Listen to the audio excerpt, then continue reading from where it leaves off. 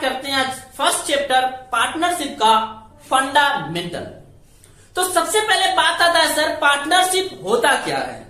तो पार्टनरशिप का मतलब आप इतना तो जानते होंगे कि सर जी एक व्यक्ति कभी भी पार्टनरशिप नहीं कर सकता। एक व्यक्ति कभी भी बिजनेस जो करता है सिंगल ऑनर सिंगल मेकर जब बिजनेस को चलाता है उसे हम प्रोप्राइटरशिप कहते हैं। और जब एक व्यक्ति से ज्यादा मिलकर एक व्यक्ति या एक व्यक्ति से ज्यादा मिलकर मिनिमम 2 पर्सन मिलकर बिजनेस को कंटिन्यू करता है तो पार्टनरशिप करते हैं। तो सर कंपनी किसे कहते हैं? कंपनी में आपको रजिस्टर्ड होना पड़ता है। पार्टनरशिप में रजिस्टर्ड होने की जरूरत उतना अर्जेंसी नहीं होती है। लीगल होता है कि आप रजिस्टर्ड होते हो तो बहुत अच्छी बात है। तो डेफिनेशन पार्टनरशिप का क्या बोला, सिंपल सा देखना कि 2 या 2 से अधिक व्यक्ति मिलकर किसी भी बिजनेस को कंटिन्यूअस चलाते हैं और उनका मोटिव प्रॉफिट अर्न करना होगा, उसे हम पार्टनरशिप कहते हैं। क्या कहते हैं जी? पार्टनरशिप कहते हैं। तो पार्टनरशिप 1932 सेक्शन 4 कहता है कि पार्टनरशिप द रिलेशन बिटवीन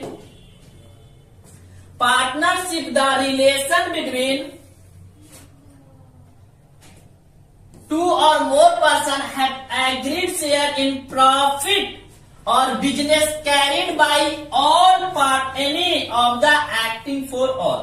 कहने का मतलब जितने भी पार्टनर हैं सारे पार्टनर एक्टिव हैं और उनका मोटिव बिजनेस करने का मोटिव उनका प्रॉफिट अर्न करना है, उसे पार्टनरशिप कहते हैं। तो सर जी पार्टनरशिप का फंक्शन क्या है? अगला टॉपिक हमारा इसेंशियल फीचर्स ऑफ पार्टनरशिप। तो जैसा कि मैंने बोला कि मिनिमम 2 पर्सन होना चाहिए, तो कहता है 2 or more person except the flowing is competent to contract. मतलब कहता है कि 2 व्यक्ति तो होना चाहिए लेकिन किसी व्यक्ति को छोड़ के। कौन कौन सा? पहला माइनर का मतलब है कि 18 वर्ष से नीचे का उम्र है, एज है, वो उसे हम माइनर कहते हैं। जो 18 वर्ष से ज्यादा का होता है उसे हम मेजर कहते हैं। तो माइनर का मतलब क्या बोला कि 18 वर्ष से कम का उम्र है तो वो पार्टनरशिप में नहीं आ सकता है। मतलब आप उसके साथ पार्टनरशिप में बिजनेस नहीं कर सकते हो। माइनर, ठीक है जी। दूसरा कहता है कि पर्सन ऑफ अनसाउंड माइंड, मतलब वैसा व्यक्ति जो दिमागी हालत खराब है। दिमागी हालत खराब का मतलब यह नहीं कि जो दारू पी के रोड पे सोया हुआ है उसका दिमागी हालत खराब है। जब तक वो दारू पी रखा है तब तक वो कॉन्ट्रैक्ट में एंट्री नहीं कर सकता है। लेकिन जैसे ही वो दारू, मतलब मान लो कोई व्यक्ति है डेली शाम 5 बजे के बाद दारू पी के सोया मिलता है, कुछ भी बोलते रहता है, तो 5 बजे के बाद वो कॉन्ट्रैक्ट नहीं कर सकता, लेकिन उससे पहले वो पार्टनरशिप में आ सकता है। अनसाउंड माइंड का मतलब है वो दिमागी हालत से खराब है। अब तुमने सुना होगा,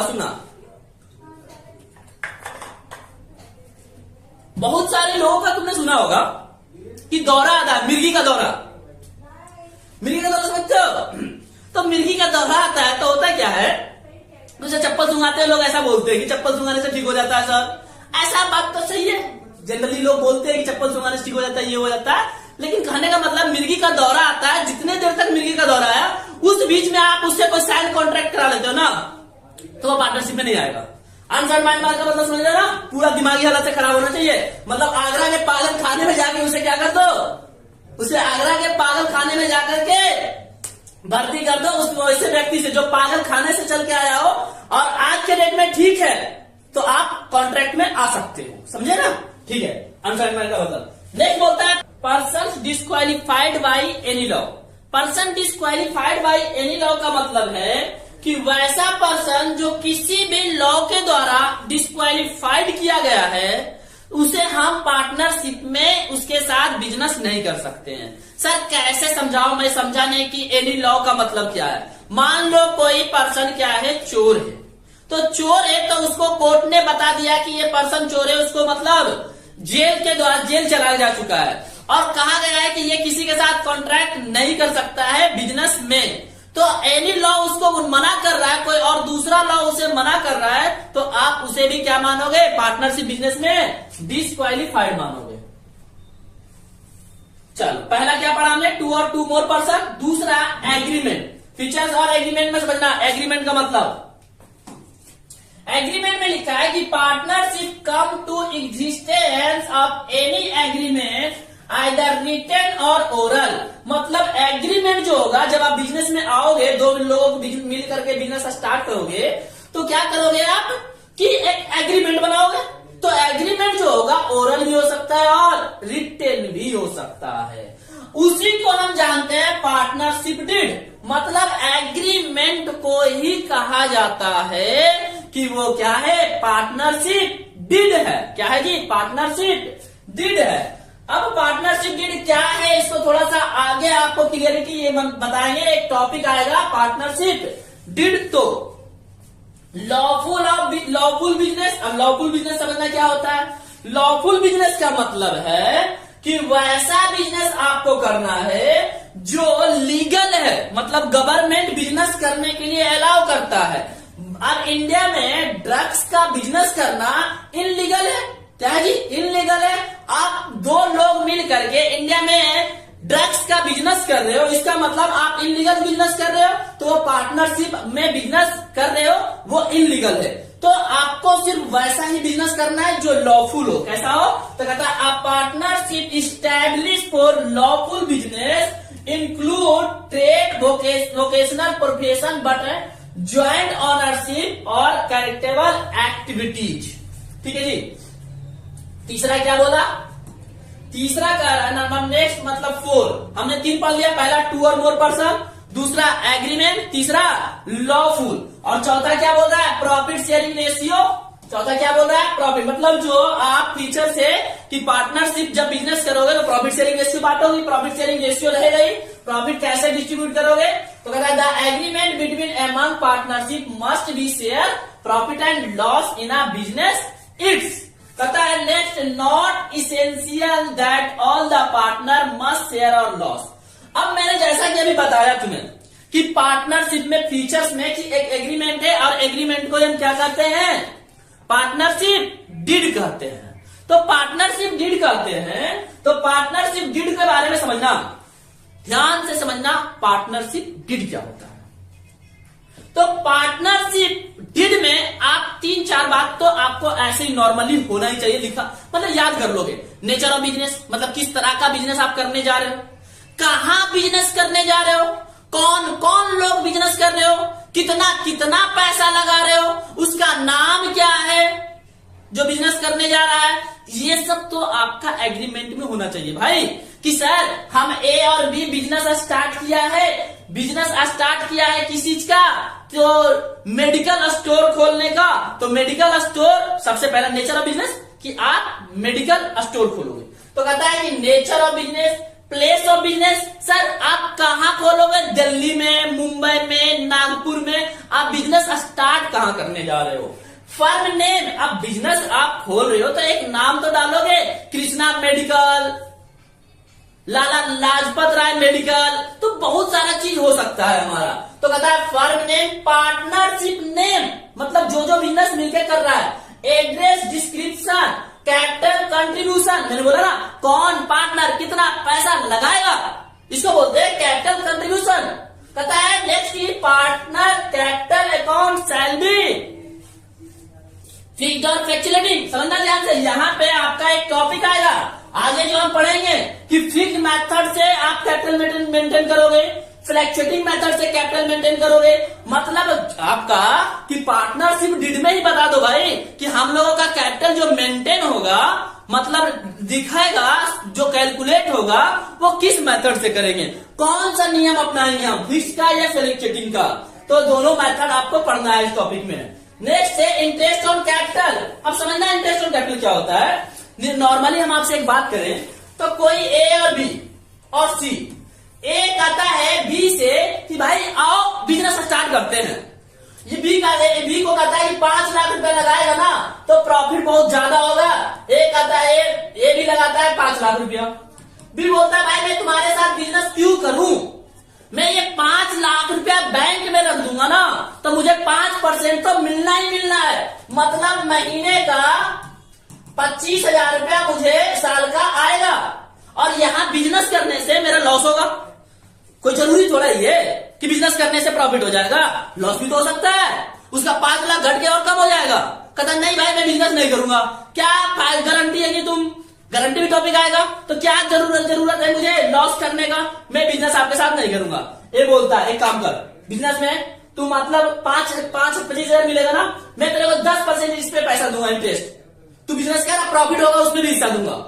कहता ठीक है भाई, चलो ठीक है। तो यही बात निकल गया है इंटरेस्ट ऑन कैपिटल। मतलब आपने बिजनेस में जितना पैसा लगाया है उस पे आपको इंटरेस्ट भी मिलेगा कि नहीं मिलेगा, ये कहां लिखोगे आप?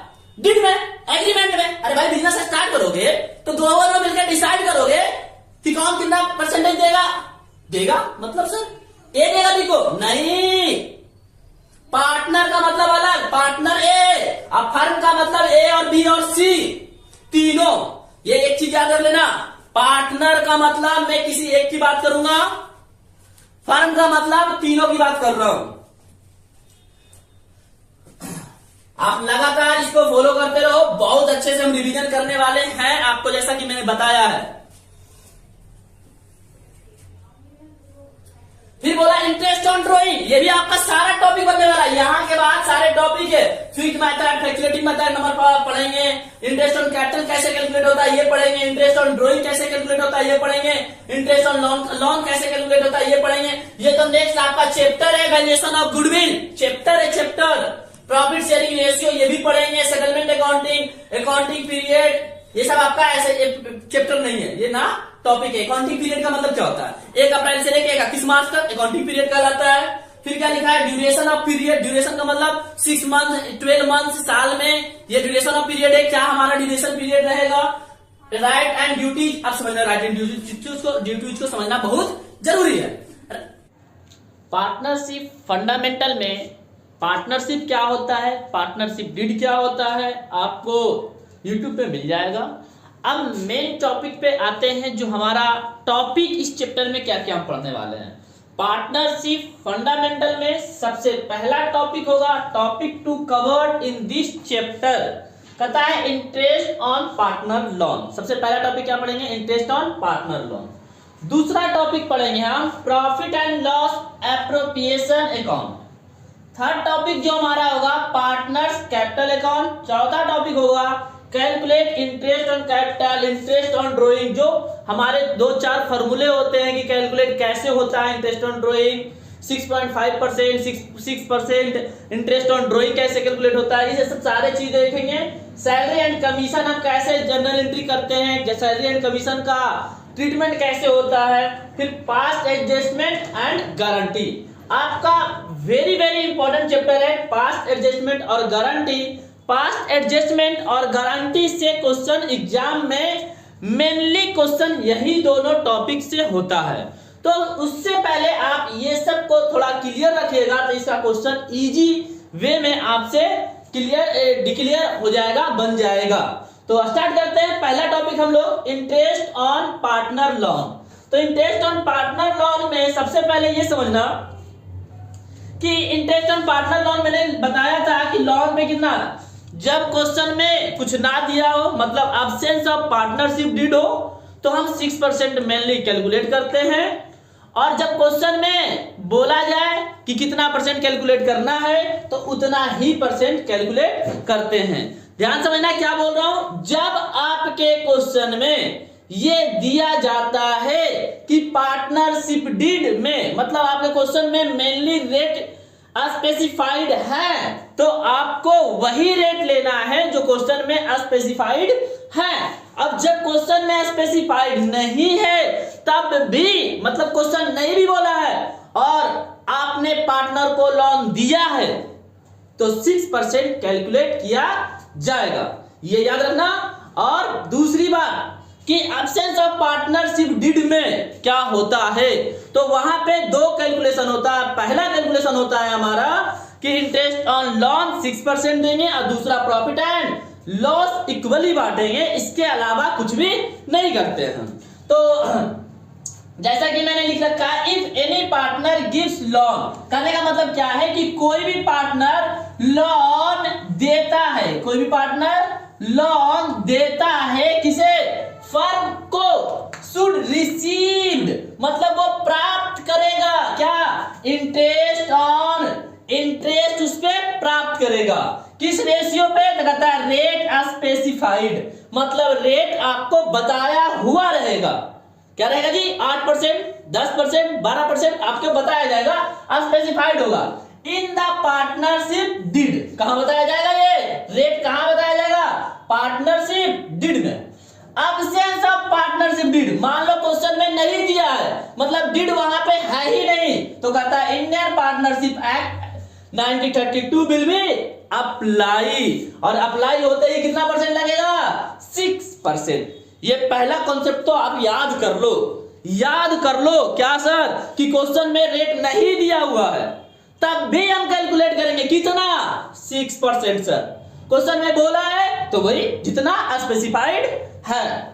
अब मैं बात करता हूं कि पार्टनर लोन देता है किसे सर, फर्म को, किसे, फर्म को, तो पार्टनर का मतलब समझना, मान लो ए बी सी तीन लोगों ने बिजनेस स्टार्ट किया, इसका मतलब ए बी सी तीनों फर्म है, बट पार्टनर की बात किया जाए तो ए एक पार्टनर है, बी एक पार्टनर है और सी एक पार्टनर है। कहने का मतलब है कि ए लोन दे रहा है किसे, फर्म को, ए लोन किसे दे रहा है, फर्म को।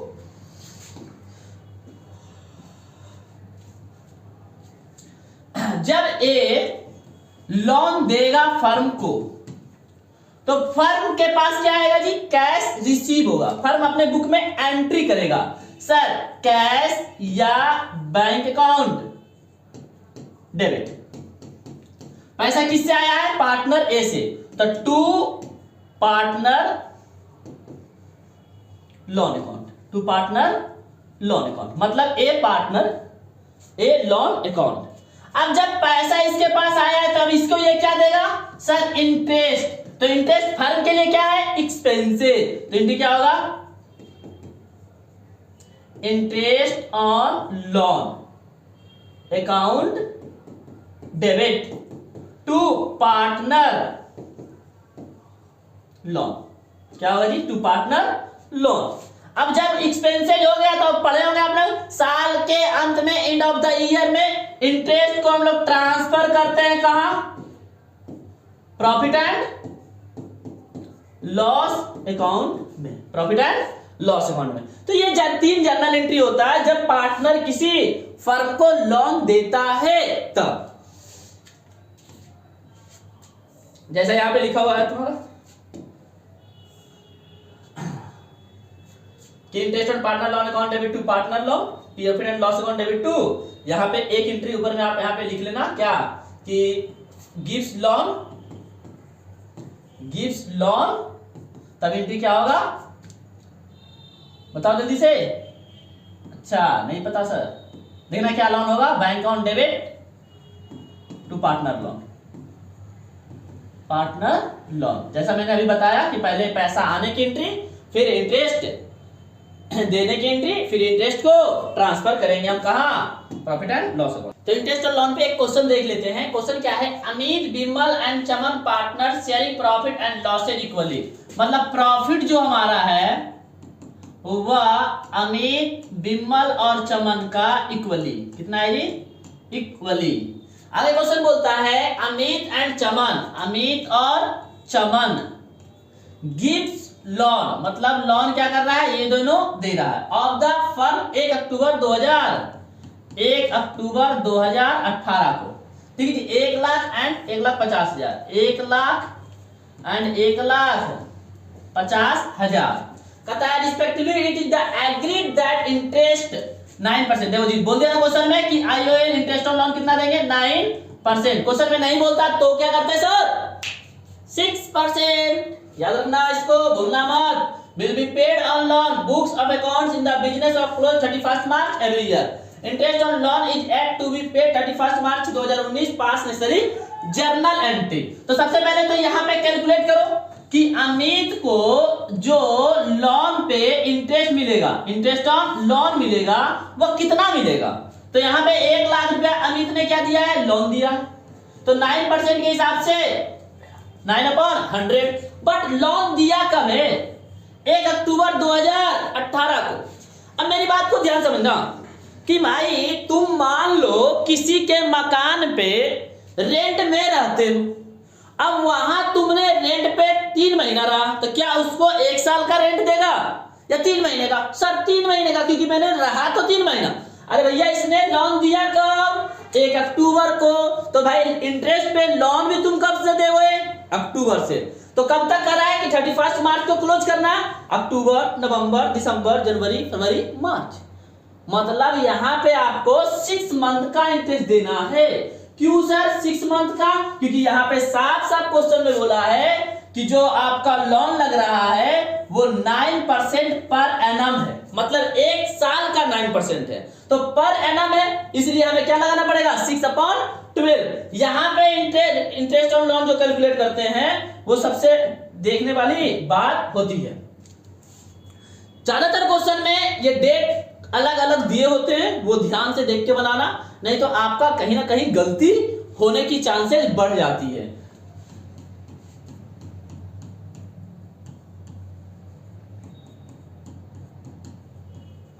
कितना आ गया जी, अमित का 4500। इसी तरह से हम किसका निकालेंगे, अमित और सॉरी विमल नहीं, ये चमन ने दिया। कितना कौन दिया, चमन इंटरेस्ट ऑन लोन। तो चमन इंटरेस्ट ऑन लोन कितना होगा जी, 1,50,000 मल्टीप्लाई 9/100, और ये भी सर दिया है अक्टूबर को ही, तो क्या हो जाएगा 6/12।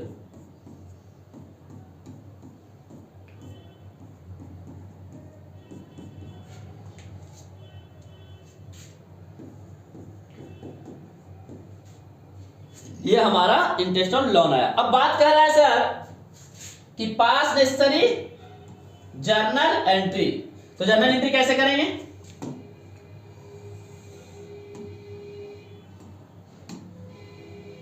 तो जर्नल एंट्री या देखना कैसे होगा।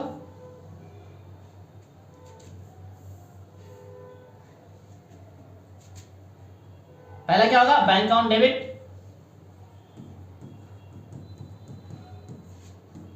To Amit loan, to Chaman loan. Amit ने कितना दिया सर, 1 लाख रुपये। चमन ने कितना दिया, 1,50,000। लोन कितना टोटल आ गया फॉर्म में, 2,50,000। अब क्या एंट्री होगा, interest on loan account debit to Amit loan to Chaman loan. कितना हो जाएगा सर जी, 4500, 6,750, तो दोनों जोड़ के हो जाएगा 11,250। उसके बाद क्या करेंगे, profit and loss account debit to interest on loan account. Profit and loss account कितना आ जाएगा, 11,250 टू 11,250। ये इंटरेस्ट ऑन लोन है। तो ध्यान देना, एक क्वेश्चन करा दिया मैंने, बाकी जीएस अग्रवाल के हम कुछ क्वेश्चन आपके साथ और डील करेंगे इंटरेस्ट ऑन पार्टनर लोन पे। और टॉपिक जो हमारा था वो टॉपिक क्या था जी, interest on capital and interest on drawing जो हम करते हैं किस तरह से कैलकुलेशन करते हैं। बहुत ज्यादा प्रॉब्लम आता है हमारा कि इंटरेस्ट ऑन कैपिटल जब निकालने जाते हैं तो हमेशा गलतियां होती है। तो उसके लिए सिंपल सा हमने एक फॉर्मूला लिखा है, interest on capital, amount of capital, मतलब वो अमाउंट जो कैपिटल किसी पार्टनर ने लगाया है। कौन सा अमाउंट, जो अमाउंट कैपिटल ने पार्टनर ने लगाया है, इनटू रेट है। रेट का मतलब आपके क्वेश्चन में स्पेसिफाइड होगा कि 10%, 8%, कितना परसेंट मुझे कैपिटल पे इंटरेस्ट देना है। क्वेश्चन में प्रोवाइड नहीं हो तो आपको कोई एक्स्ट्रा दिमाग नहीं लगाना है, इसका मतलब इंटरेस्ट ऑन कैपिटल देना ही नहीं है। लेकिन जनरली क्वेश्चन में इंटरेस्ट ऑन कैपिटल दिया होता है। पर दूसरा नाम है, नंबर है टाइम।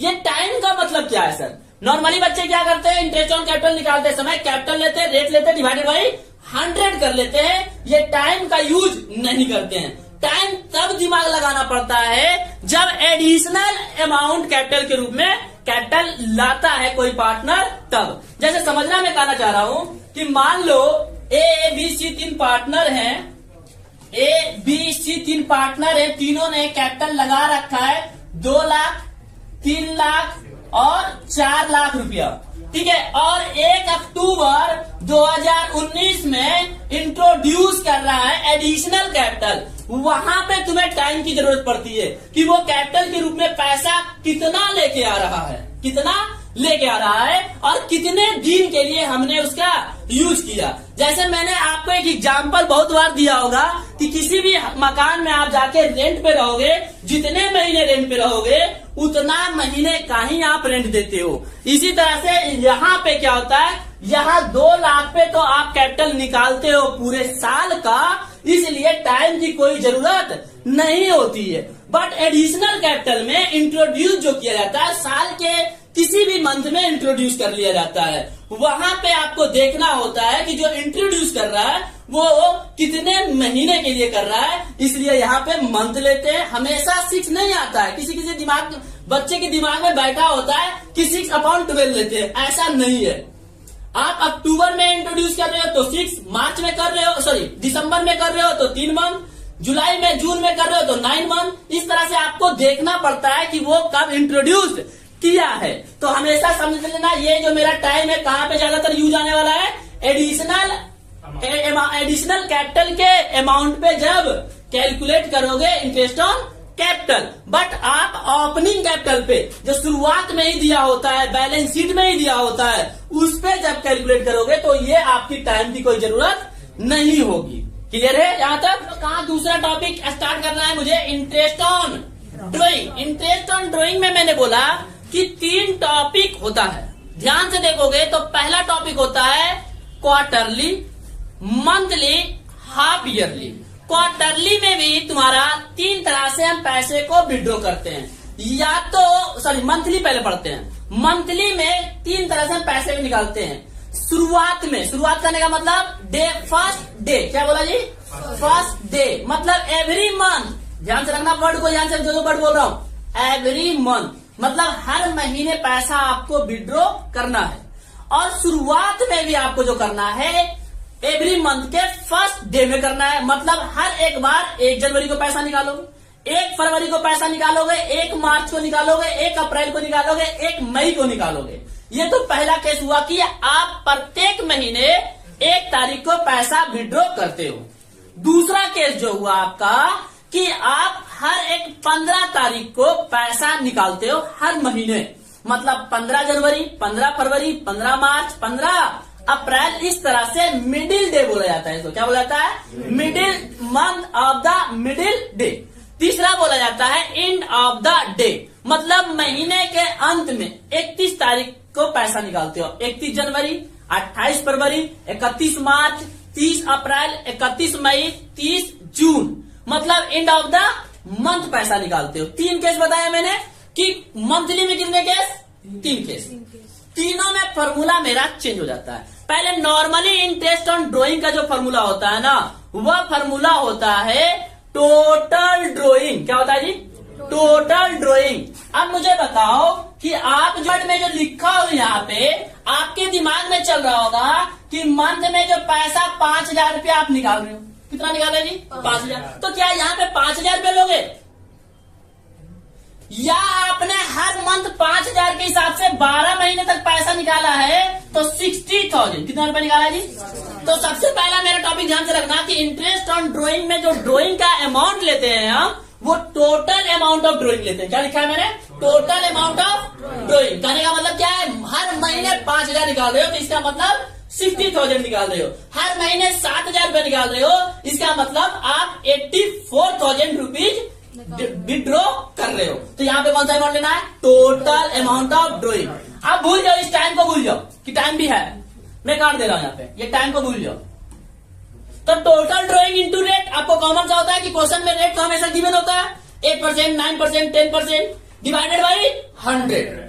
अब ध्यान देने वाली बात क्या होगी, मैंने यहाँ नॉर्मल सा फॉर्मूला लिखा है इंटरेस्ट ऑन ड्रॉइंग का कि total drawing amount into rate divided by 100। आपको इतना याद रखना है, सिर्फ इतना याद रखना है कि अमाउंट जो होगा टोटल ड्रॉइंग होगा, रेट लेंगे डिवाइड 100 से करेंगे, डिवाइड 100 से करेंगे। अब मैं केस स्टार्ट करता हूं, जैसे मैंने बोला कि शुरुआत में हम क्या पढ़ेंगे, if drawing are made the partner on first day every month. ध्यान देने वाली बात क्या है जी, महीने के शुरुआत में पैसा निकाला जा रहा है। रेगुलर बेसिस का मतलब क्या है, हर प्रत्येक महीना निकाला जा रहा है। मंथ के शुरुआत में पैसा निकाला जा रहा है और रेगुलर बेसिस पे निकाला जा रहा है, मतलब जनवरी में भी, अप्रैल में भी, मई में भी, जून में भी और जुलाई में भी। इस तरह से हम रेगुलर बेसिस पे पैसा विड्रॉ कर रहे हैं। And the amount of the drawing are the same. एक और बात है भैया, जो अमाउंट विड्रॉ करोगे उसका अमाउंट भी सेम होना चाहिए। मतलब हर महीने आप पहला महीना 5,000 रुपये निकाले हो तो उसके बाद सारे महीने में आपको 5,000 ही निकालना है ना। पहला महीना 7,000 निकाल लिए तो हर एक महीने में भी 7,000 रुपये ही निकालना है।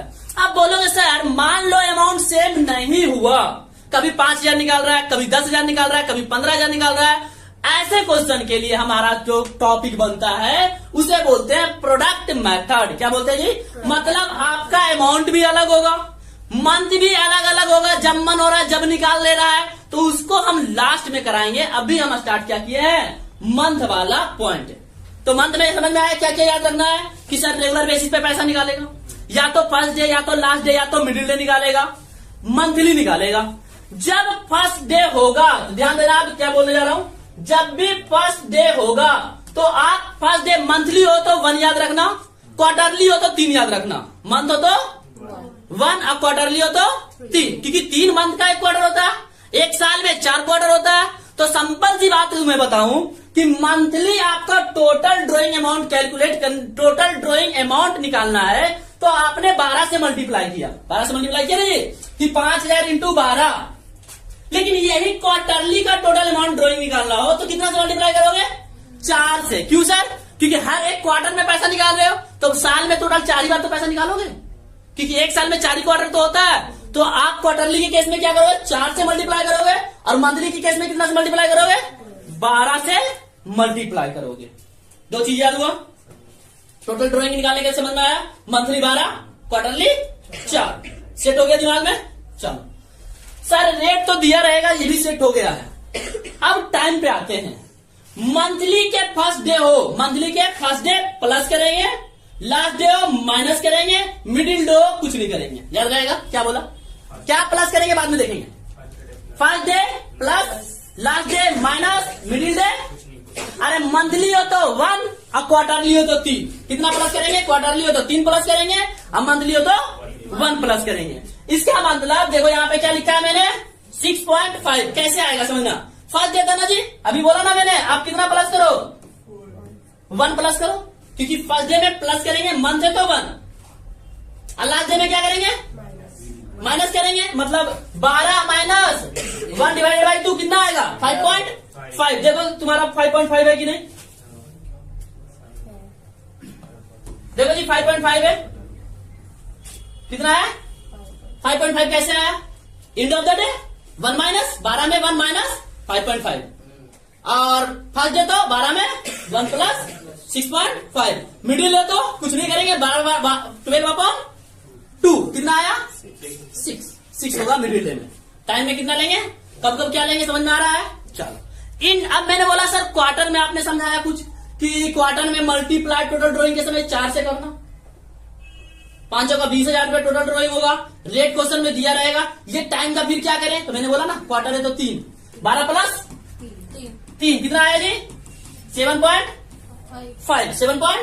तो फर्स्ट डे पे कितना आएगा, लेकिन वही एंड ऑफ द डे हो तो 12 माइनस 3 कितना आएगा, 4.5। तो एंड ऑफ द डे में 4. अब मिडिल है तो कुछ नहीं करेंगे, मिडिल है तो कुछ नहीं करेंगे तो क्या होगा? 6 होगा। कितना होगा? 6 होगा। देखो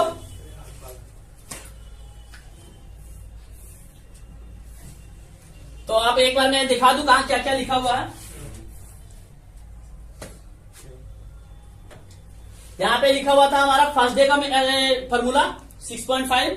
यहां पे मेरा लिखा हुआ है लास्ट डे वाला फॉर्मूला 5.5। यहां पे मेरा लिखा हुआ मिडिल डे का फॉर्मूला 6/12। ठीक है जी, तीनों हो गया। अब देखो नंबर नेक्स्ट जो हमारा है वो क्या है? Drawing are made by the partner different date and different amount. अभी सवाल बना था ना सर, मान लो कि डिफरेंट अमाउंट हो तो 5,000, 7,000, 8,000, 10,000 ऐसा अमाउंट हो तब। ठीक है जी, तो ऐसे में क्या करेंगे हम? इंटरेस्ट ऑन ड्रॉइंग में फॉर्मूला बदल गया, आपका टोटल प्रोडक्ट लग गया। क्या लग गया जी? Total product divide into rate divided by 100 multiply 12। ठीक है जी, इसको याद रखना। अभी हम क्वेश्चन उठाएंगे टोटल प्रोडक्ट का भी और इंटरेस्ट ऑन ड्रॉइंग का सारा क्वेश्चन उठाएंगे। अब यहाँ पे क्या है? First day of every quarter में क्या करना है? फॉर्मूला वही interest on drawing multiply rate multiply first day तो 3 प्लस करेंगे 7.5 डिवाइडेड बाई 100 इंटू 12।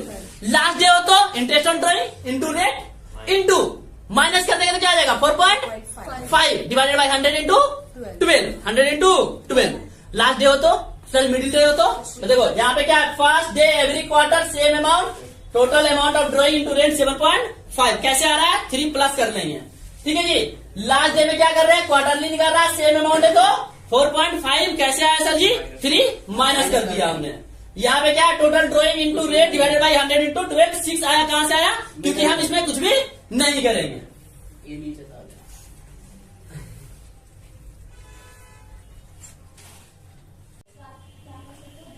तो हमने थ्योरी देख लिया इंटरेस्ट ऑन ड्रॉइंग और इंटरेस्ट ऑन कैपिटल का। अब कुछ क्वेश्चन प्रैक्टिकल कर लेते हैं। तो पहले आईओडी का क्वेश्चन नंबर 1 देखते हैं कि calculate interest on drawing of Ashok 10% of per annum. मतलब हमारा रेट दे रखा है कितना जी?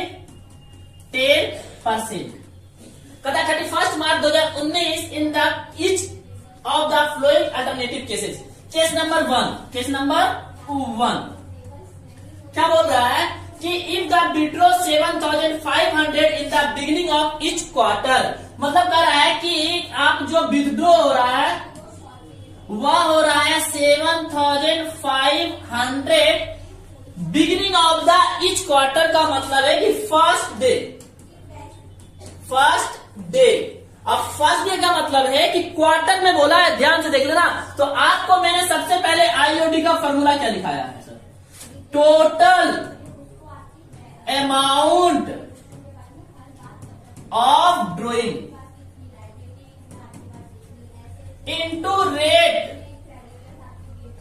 Divided by 100 into 12। और साथ में ध्यान से देखना क्या है? First day each quarter. अब फर्स्ट डे ईच क्वार्टर है, इसका मतलब कि आपको मैंने जैसा बताया है कि फर्स्ट डे हो क्वार्टर हो तो 3 क्या करना है? प्लस करना है और 2 से डिवाइड करेंगे कितना आ जाएगा? 7.5।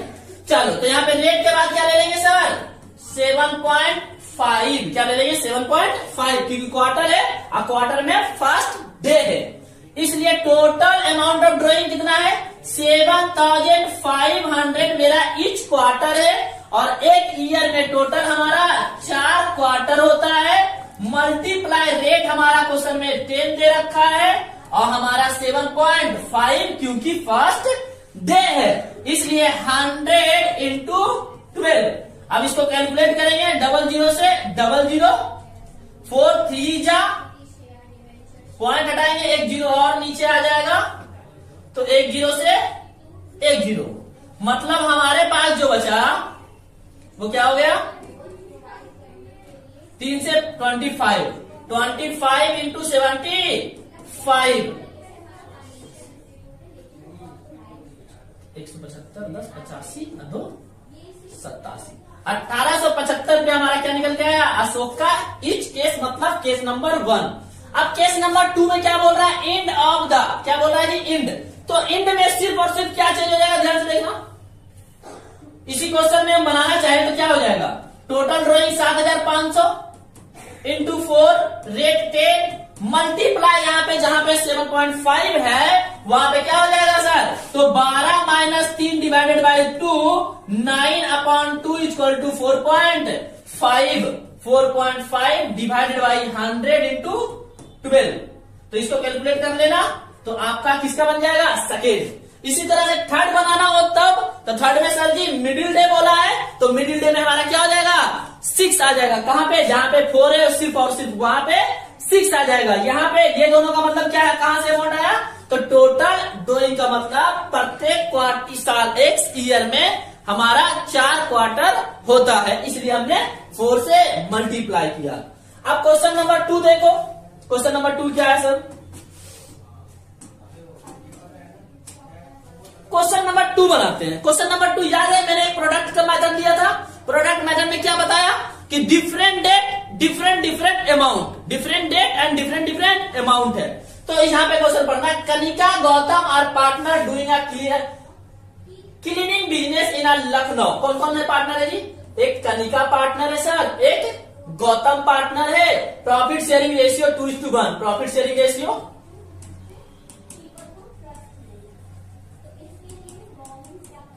2:1। आगे क्वेश्चन क्या बोला है कि कैपिटल 5 लाख 4 लाख। कैपिटल कितना है जी? 5 lakhs और 4 lakhs। कहता है flowing of the year hostel expenses हर सुन। मतलब कनिका कौन है जी? कनिका। कनिका क्या करती है? विड्रॉ करती है कौन सा अमाउंट?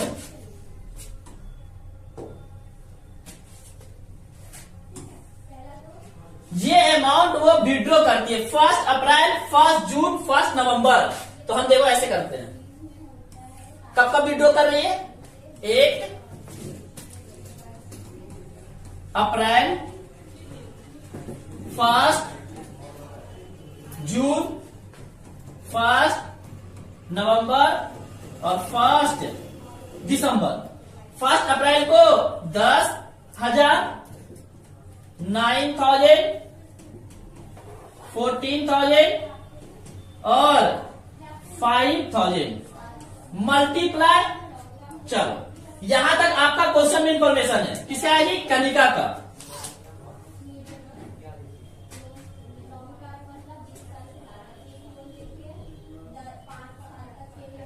तो हम सिर्फ और सिर्फ अभी क्वेश्चन नीचे देखना क्या लिख रखा है? Gautam 15,000 of the first day April, July, October and January. तो अभी मैं गौतम का कोई बात नहीं करता हूं, कनिका का कैलकुलेट करके बताता हूं प्रोडक्ट मेथड से। तो तुम्हें क्या करना है ध्यान से देखना। यहां पे क्या है? मंथ है, यहां पे अमाउंट है। अब मुझे बताओ कि 1 अप्रैल को जो पैसा विड्रॉ किया है, तो अप्रैल में आपने पैसा निकाला है तो आप अप्रैल पे इंटरेस्ट दोगे, मई पे, जून पे, जुलाई पे, अगस्त में, सितंबर में। मतलब जिस दिन आपने पैसा निकाल लिया उसके बाद से इंटरेस्ट लगना शुरू हो जाएगा। तो ध्यान रखना आप कब तक इंटरेस्ट दोगे? अप्रैल, मई, जून, जुलाई, अगस्त, सितंबर, अक्टूबर, नवंबर, दिसंबर, जनवरी, फरवरी, मार्च। पूरे 12 महीने तक आपका इंटरेस्ट लगेगा 10,000 पे। जो पैसा आपने जून में निकाला है तो इंटरेस्ट भी तो जून से ही शुरू होगा ना। तो जून, जुलाई, अगस्त, सितंबर, अक्टूबर, नवंबर, दिसंबर, जनवरी, फरवरी, मार्च, 10 मंथ। कितना मंथ? 10 मंथ। जो पैसा आपने नवंबर में निकाला है, नवंबर, दिसंबर, जनवरी, फरवरी, मार्च, अप्रैल, मार्च, मतलब 5 मंथ। और जो दिसंबर में निकाला है, दिसंबर, जनवरी, फरवरी, मार्च, 4 मंथ। तो ये आपका मंथ जो हुआ इसको आपको क्या करना है? मल्टीप्लाई कर देना है अमाउंट के साथ। तो कितना हो जाएगा? 1,20,000, 90,000, 70,000 और 20,000। इन सबों को प्लस करना है, कितना हो जाएगा? 3 lakhs। तो हमारा किसका था? ये कनिका का। Kanika interest on capital equal to. अब बताओ फॉर्मूला क्या लिख रखा है मैंने? फॉर्मूला लिख रखा है हमने total product into rate divided by 100 into 12। तो क्या हो जाएगा? टोटल प्रोडक्ट मेरा कितना है? 3 lakhs मल्टीप्लाई रेट कितना है हमारा क्वेश्चन में? देखो रेट यहां दे रखा है 6/100 इंटू 12, डबल जीरो से डबल जीरो, 6 2 जा और 2 से 15 बार में कट जाएगा, मतलब हमारा कितना आ गया 1500 इंटरेस्ट ऑन कैपिटल किसका, कनिका का। इस तरह से हमें अब किसका निकालना है, गौतम का। देखना नेक्स्ट, यहां तक देख लेना।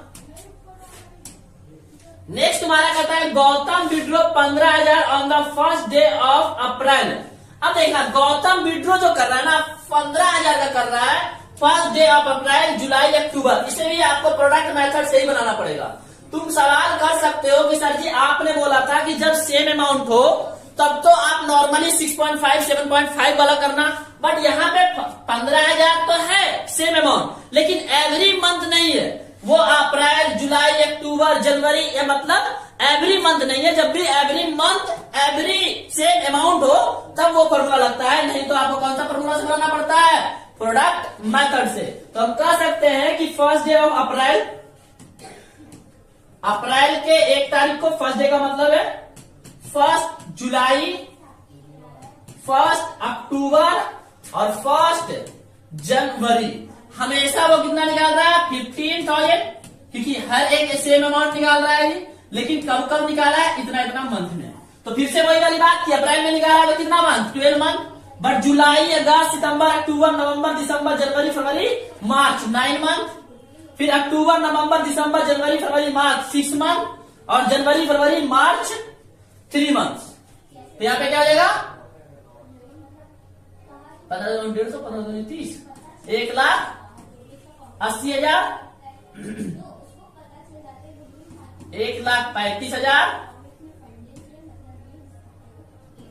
90,000,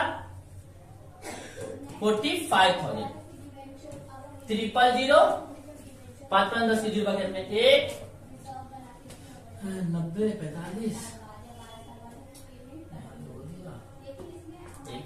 81, 360 में 90 जोड़ दिया, 4,10,000। तो हमारा क्या हो जाएगा, गौतम का interest on capital equal to तो 4,10,000 multiply 6 divided by 100 into 12, double zero से डबल जीरो, 6 2 जा, 2 से 20,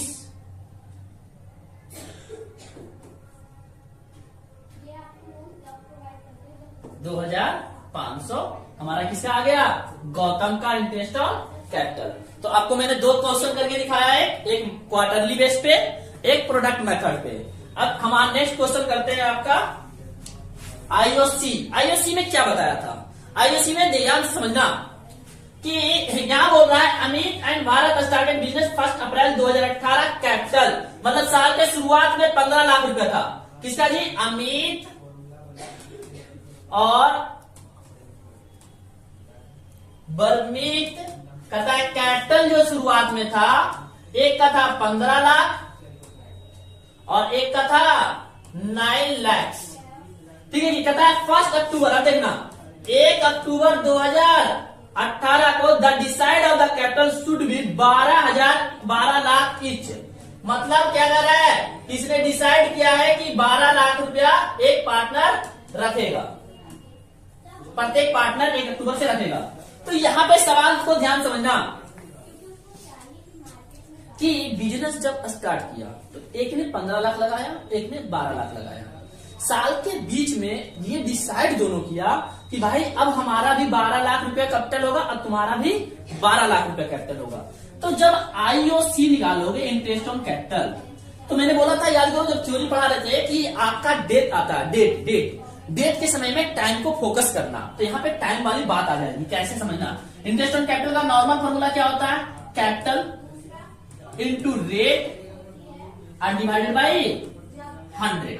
तो आपके हिसाब से 15 लाख पे निकलना है, कैपिटल दे रखा है। रेट कितना बोला है क्वेश्चन में, देखो introducing of withdrawing check interest on capital allow 8%। क्या है ये, इंटरेस्ट ऑन कैपिटल कितना बोला है क्वेश्चन में, 8%। तो यहाँ पे 8/100। बट मुझे बताओ तुम कि साल के शुरुआत में कब था, 1 अप्रैल को था 2018 में। तो जब 1 अप्रैल में 15 लाख था तो वो 1 अक्टूबर में 12 लाख हो गया। इसका मतलब अप्रैल, मई, जून, जुलाई, अगस्त, सितंबर 6 मंथ तक 15 लाख रुपया रहा। 6 मंथ तक कितना रहा जी? 15 लाख रुपया रहा। यही 12 लाख रुपया घट के हो गया कब? अक्टूबर में। मतलब अक्टूबर के बाद से वो बिजनेस में कितना लगा रखा है? 12 लाख। तो उसको मिलेगा कितने पे? 12 लाख। ऐसे नहीं समझना, कैसे समझो? तुमने एक बिजनेस स्टार्ट किया, 5 लाख रुपया कैपिटल के रूप में दिया, तो तुम्हें इंटरेस्ट कितना पे मिलेगा? 5 लाख पे लगातार मिलते जाएगा। अब इसमें से तुम पैसा विड्रॉ कर लिया, लेकिन क्वेश्चन में ये नहीं बोला कि विड्रॉ कर लिया, क्वेश्चन में बोला कि अब तुम्हारा कैपिटल 3 लाख हो गया। इसका मतलब सिंपल सी बात है कि तुमने 3 लाख रुपया क्या किया होगा? विड्रॉ किया होगा। यहाँ पे 15 लाख था साल की शुरुआत में, 1 अक्टूबर को 12 लाख हो गया, इसका मतलब 3 लाख रुपया विड्रॉ कर लिया। अब जब पैसा तुम निकाल लोगे तो इंटरेस्ट तो तुम्हें मिलेगा 12 लाख पे ही ना। तो 12 लाख पे इंटरेस्ट कितने मंथ का? 6 मंथ का मिलेगा। अब इसको कैलकुलेट करो।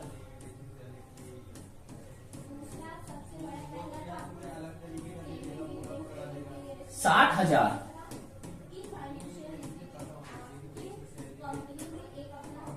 $48,000। तो टोटल इंटरेस्ट ऑन कैपिटल कितना हो गया? किसका निकाला था हमने? अमित का। अमित इंटरेस्ट ऑन कैपिटल हम क्या करेंगे? 60,000 प्लस 48,000, 1,08,000 रुपया। इसी तरह से हमें किसका निकालना पड़ेगा? किसका है? बरमीत। तो बरमीत का कैसे निकालोगे? देखो,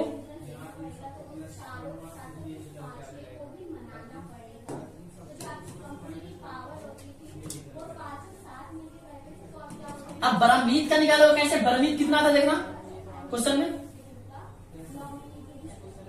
9 लाख और 12 लाख। देखो बरमीत का निकलेगा 9 लाख पे कितना परसेंट? 8/100 इंटू 6/12, क्योंकि इसका 9 लाख पे इंटरेस्ट रहा होगा 6 महीने के लिए, वही तुम्हारा वो 12 लाख पे फिर इंटरेस्ट लेगा, क्योंकि पैसा उसने लगा दिया, इंट्रोड्यूस कर दिया 3 लाख रुपया। तो 8/100, 6/12, इसको कैलकुलेट करो। 48,000, 36,000। तो बरमीत का कितना आ गया? 36,000 प्लस 48,000। तो 8 से 14 से 1, 6, 4, 3, 9, 1, 10, 1,04,000 बरमीत का इंटरेस्ट ऑन कैपिटल। तो आपको जनरली समझ में आ गया होगा।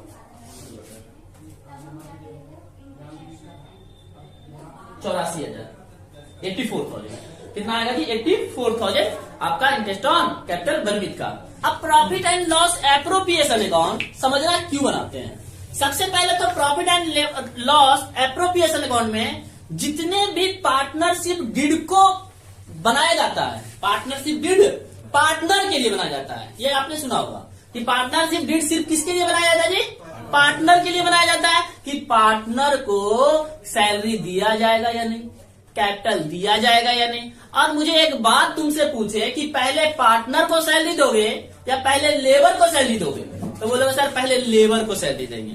पहले आप परचेज सामान खरीद के लाओगे या किसी को आप पार्टनर को कमीशन दोगे?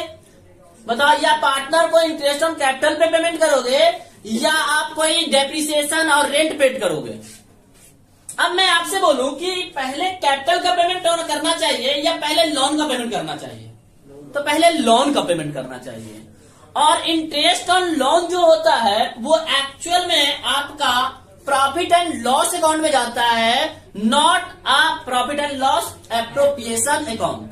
बट इसके एक ट्रिक है, जो अपनाओगे तो आपको प्रॉफिट एंड लॉस अकाउंट बनाने की जरूरत नहीं होगी। तो मैं बात कर रहा था कि profit and loss appropriation account, सबसे पहले पूरा ट्रीटमेंट जो इसमें होता है ना, पार्टनरशिप डीड का होता है। किसका होता है जी? पार्टनरशिप डीड का होता है। और profit and loss appropriation account में जो हमारा बिजनेस से नेट प्रॉफिट आता है, नेट प्रॉफिट बिजनेस का जो होता है, उसमें से हम पहले पार्टनरशिप डीड का फुलफिलमेंट करते हैं, लास्ट में हम क्या करते हैं, बचे हुए अमाउंट को, एडजस्टमेंट अमाउंट को क्या करते हैं, पार्टनर डिस्ट्रीब्यूट करता है प्रॉफिट शेयरिंग रेशियो में। मतलब मैं कहना चाह रहा हूं कि आपने 11th क्लास में पढ़ा होगा तो आपको याद होगा, सबसे पहले आप ट्रेडिंग अकाउंट बनाते हो। क्या बनाते हो जी? ट्रेडिंग अकाउंट बनाते हो। साथ में इसी में लिख देते हो प्रॉफिट एंड लॉस अकाउंट। क्या लिख देते हो? Profit and loss account. और यहां पे निकल के आता है नेट प्रॉफिट। और एक्चुअल में यहां पे आप सारे वो चीज लिखते हो जो बिजनेस का एक्सपेंसेज होता है या बिजनेस से हमारा इनकम होता है। Salary, wages, depreciation, rent, commission, ये सब चीजें हम कहा लिखते हैं? प्रॉफिट एंड लॉस अकाउंट में। बट जो आप पार्टनरशिप डीड की बात आ रही है कि पार्टनरशिप डीड में मतलब आपने जो एग्रीमेंट किया है, इस सारा खेल इस प्रॉफिट के लिए भैया, क्योंकि बिजनेस भी कर रहे हैं प्रॉफिट कमाने के लिए, कैपिटल भी लगाए हैं प्रॉफिट कमाने के लिए, और लड़ाई दोनों पार्टनर में होगी इसी प्रॉफिट के लिए। तो कहता है कि एक काम करो, इस प्रॉफिट को तुम बिना डीड का बांट लो, तब भी तो सर जी दोनों को पैसा ही मिल रहा है ना। आपके दिमाग में एक चीज चल सकता है कि सर ऐसा क्यों ना करें हम, क्यों इतना दिमाग लगा रहे हैं, सैलरी दो, इंटरेस्ट ऑन कैपिटल दो, इंटरेस्ट ऑन ड्रॉइंग लो, इतना अच्छा से कि पूरे अमाउंट को बांट लो, है तो दोनों का ही पैसा। लेकिन नहीं, मान लो कोई पार्टनर ज्यादा वर्किंग कर रहा है, अब कोई पार्टनर नहीं कर रहा है। ऐसा नहीं हो सकता ABC 3 पार्टनर है, ए क्या करता है, काम करता है और बी कहीं और जॉब करता है। अब बी को सोचो कि यहां तुम बोल रहे हो कि इस नेट प्रॉफिट को बांट लेता तो बी तो यहां प्रॉफिट भी ले लेता, अब बी के दूसरा जगह से सैलरी भी मिल रहा है भाई बी को। तो बी का एक कहता है कि भैया मैं बिजनेस चला रहा हूं तो मुझे भी सैलरी दो, पहले मुझे सैलरी दो, फिर बचता है अमाउंट तो बांटो। समझ में आ रहा ना? इसीलिए तो डीड बनाया गया कि भैया हमें और एक्स्ट्रा क्या क्या चाहिए, क्योंकि तुम बिजनेस में कुछ नहीं कर रहे हो, सिर्फ कैपिटल लगा रहे हो, तो हमें एक्स्ट्रा क्या क्या दोगे। तो एक्स्ट्रा लेने के लिए हम क्या तैयार करेंगे? Profit and loss appropriation account. मतलब ये जो नेट प्रॉफिट आया है उसमें से पहले वो चीज उसको दे दो जो हमने पार्टनरशिप डीड में बनाया है, और उसके बाद आपका कोई अमाउंट बचता है, कोई अमाउंट बचता है, उसे आप क्या करोगे? डिस्ट्रीब्यूट करोगे। कहां? प्रॉफिट शेयरिंग रेशियो में। ठीक है जी। तो देखते हैं हम क्या लिखा है हमने profit and loss appropriation account में। मैंने ये लिखा है कि profit and loss appropriation account is mainly क्या है, extension of the profit and loss account of the firm. The profit of the firm has distributed among the partner. यहाँ पे क्या करता है? प्रॉफिट को डिस्ट्रीब्यूट करता है कौन? पार्टनर, पीएल एप्रोप्रिएशन अकाउंट में। बट इसमें लिखा गया होगा partner in their respective profit sharing ratio. But किसमें बांटता है वो जी? प्रॉफिट शेयरिंग रेशियो बांटता है। But before it distribution need adjustment. Before का मतलब पहले, बांटने से पहले आपको किसी चीज का एडजस्टमेंट करना पड़ेगा। वो एडजस्टमेंट कौन सा करना पड़ेगा? तो कहता है like a partnership salary, partnership commission, interest on capital, interest on drawing etcetera are made in the account. और इस सारी चीजों को हम कहा लिखेंगे? Profit and loss appropriation account में लिखेंगे। कहता है adjustment will be reduce the amount of profit. इससे आपका क्या होगा? प्रॉफिट कम हो जाएगा, और वो जो प्रॉफिट कम हो जाएगा उसके बाद उस प्रॉफिट को हम क्या करेंगे?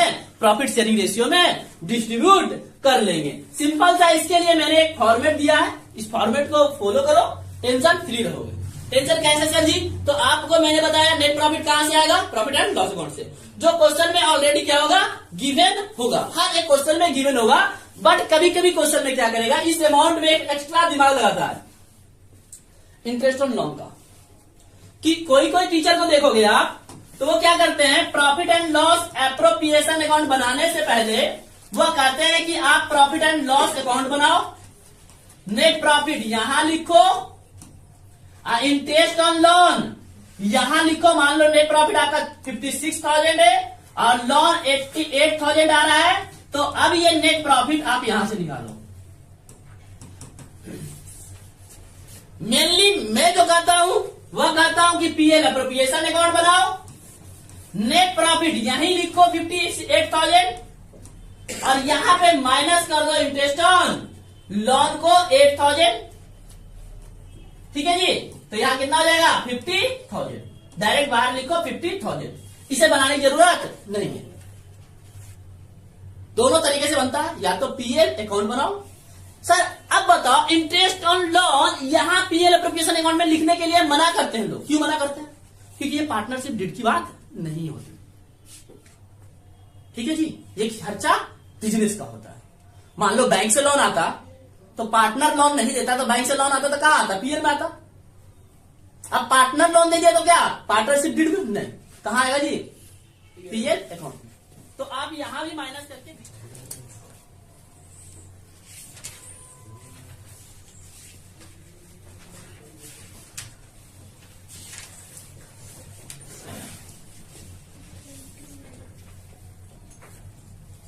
देखो जी क्वेश्चन है profit and loss appropriation account का एक क्वेश्चन लिया है। क्वेश्चन बहुत सिंपल सा है आपका कि Monika and Krishna are partner capital as ₹80,000 and 1 lakh as respectively they agree on following. पहला the share of profit equally, interest on allow capital 9%, interest on drawing 6% per annum, salary to be paid Krishna, सिर्फ कृष्णा के बारे में बोला है 6,000 per month, not a Monika, Monika को salary नहीं दिया जा रहा। यही रीजन है कि पार्टनर्स पीएल एप्रोप्रिएशन अकाउंट बनाने का, क्योंकि प्रॉफिट को डिस्ट्रीब्यूट कर लेता तो प्रॉफिट दोनों को क्या मिल जाता इक्वल मिल जाता, जबकि पैसा ज्यादा किसको मिलेगा अब कृष्णा को सैलरी के रूप में एक्स्ट्रा मिलने वाला है।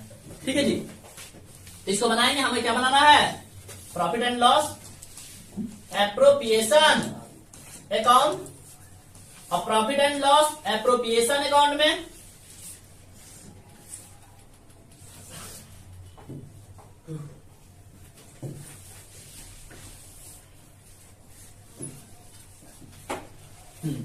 यहां क्या लिखेंगे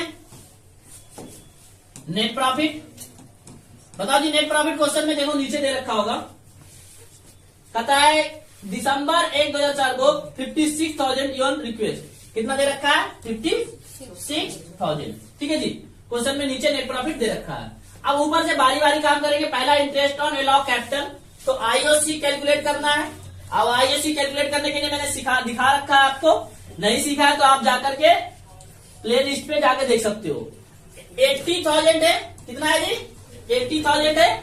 80,000 को कितना देना है 9% के हिसाब से देना है, तो कितना आ जाएगा जी 7,200, कितना आ जाएगा 7,200। तो 7,200 हम कहा लिखेंगे, यहाँ लिखेंगे इंटरेस्ट ऑन कैपिटल। मोनिका को कितना मिला 7,200, कृष्णा को अब देंगे, कृष्णा का कितना है जी कैपिटल 1 लाख रुपया, कितना है 1 लाख रुपया, 1 लाख का कितना 9%, कितना आ जाएगा जी 9,000 आ जाएगा, कितना आ जाएगा 9,000 आ जाएगा।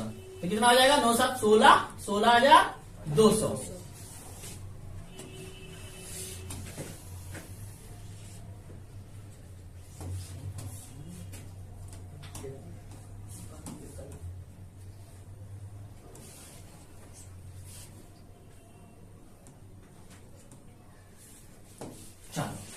उसके बाद बोला interest on drawing charge 6% per annum. तो देखो कह रहा है Monika withdrew 8,000 and Krishna withdrew 6,000। Monika withdrew कितना की है जी 8,000, तो 8,000 रुपये पे क्या लगने वाला है interest on capital, sorry drawing कितना है 6%, 6/100 पर एनम जब भी लगा हुआ होगा ना तो अपने मन से एक काम करना पड़ेगा 6/12 लगाना पड़ेगा। कितना लगाना पड़ेगा 6/12 आपको देना पड़ता है, जब भी क्वेश्चन में क्या दिया रहा है पर एनम। ठीक है जी, तो आपका क्या हो जाएगा 00 से 00,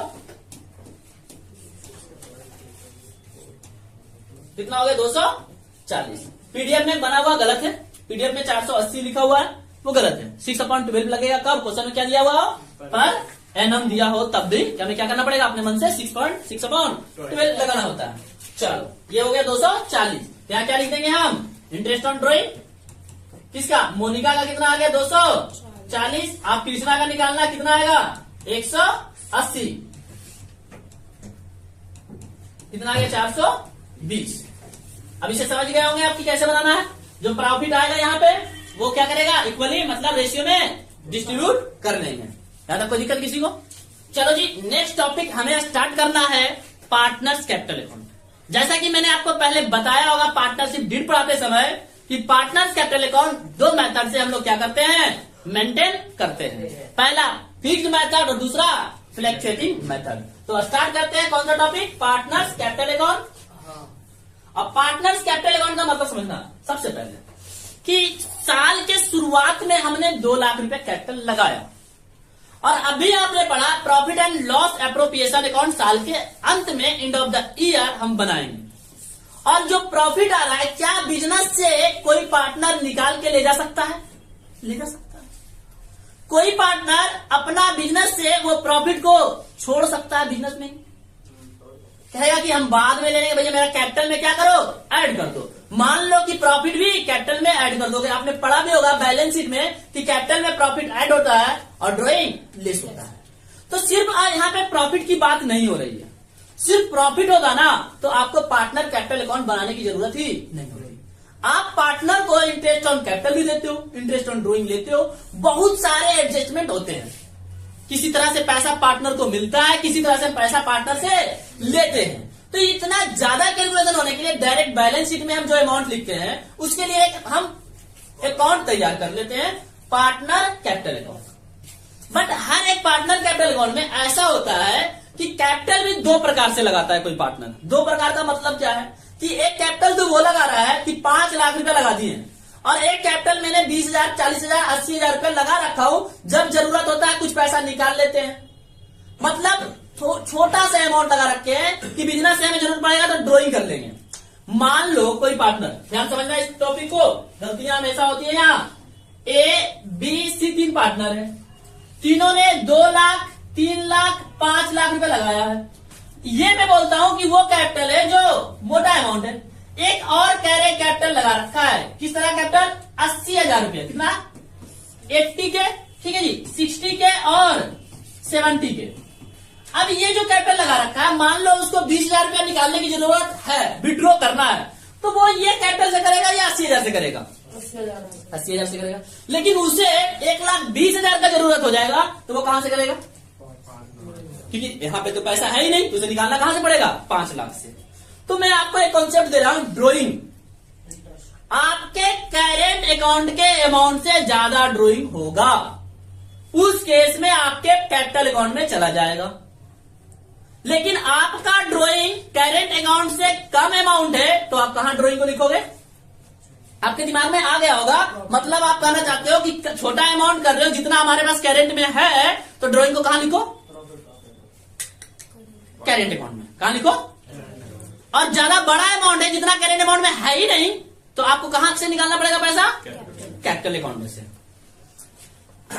अब आते हैं टॉपिक पे।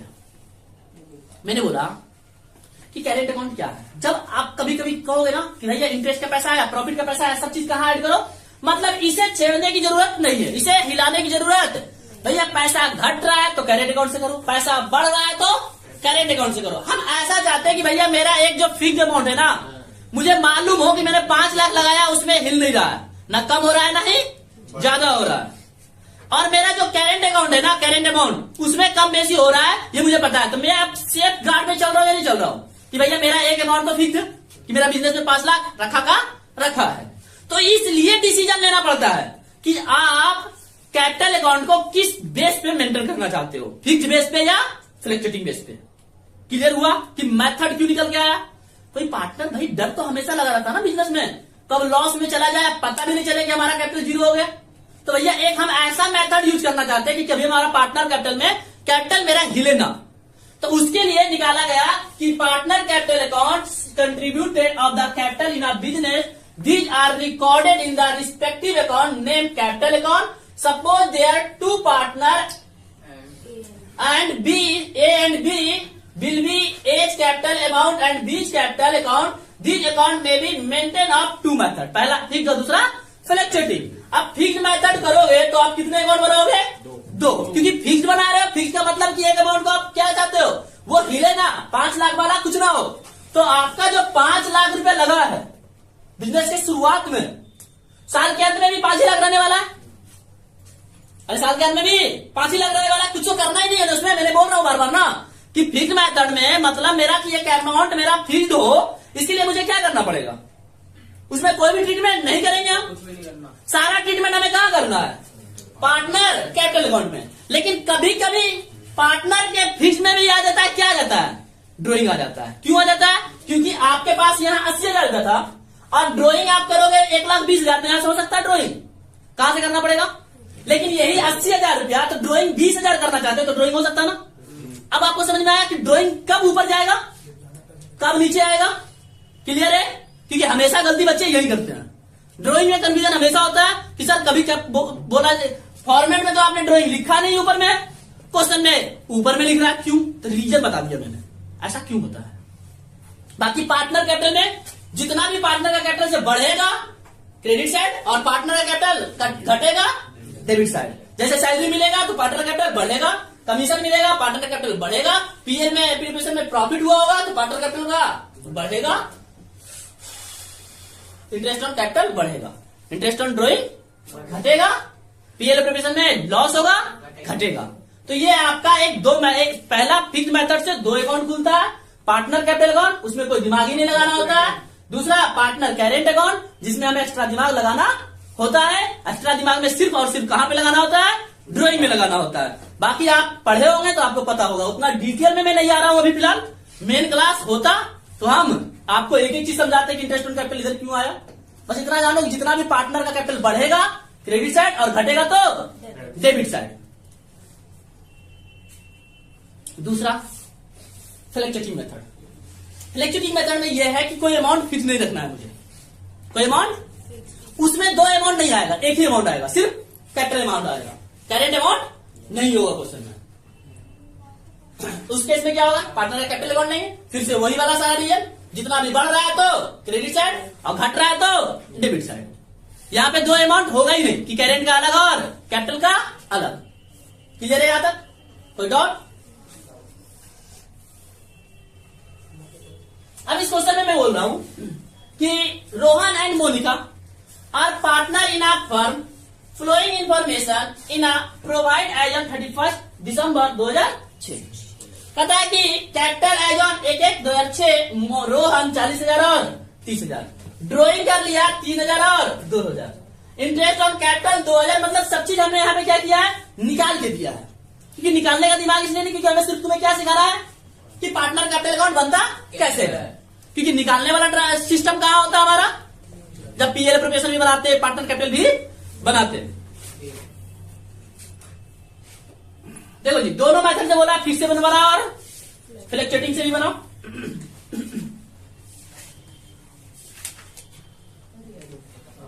क्या ऊपर में कुछ करना ही नहीं है, पूरा का पूरा अमाउंट किसी भी लिख देना। इसमें करेंट अमाउंट दिया नहीं है, इसलिए ओपनिंग बैलेंस आया नहीं है, इंटरेस्ट ऑन कैपिटल आएगा, प्रॉफिट एंड लॉस अकाउंट आएगा, और उसने ड्राइंग किया है, इंटरेस्ट ऑन ड्राइंग दे रखा है, उसको लिखा और मेरा पीएल। कोई डॉट है इसमें तो बताओ, क्वेश्चन अमाउंट कहां से आ रहा है? देखो समझा देता हूं एक बार। नहीं चलो बना ही देता हूं।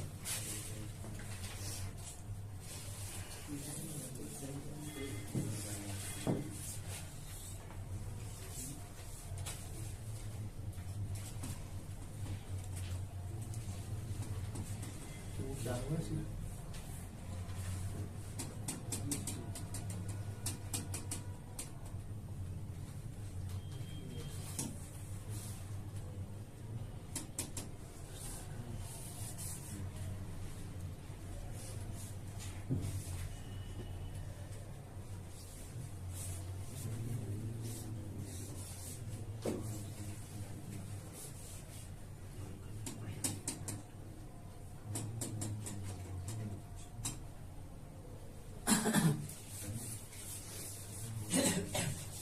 देखो फ्लक्चुएटिंग मेथड से बनाते तो क्या होता है? भैया जी शांत हो जाइए, घर जाना है तो बता दीजिए।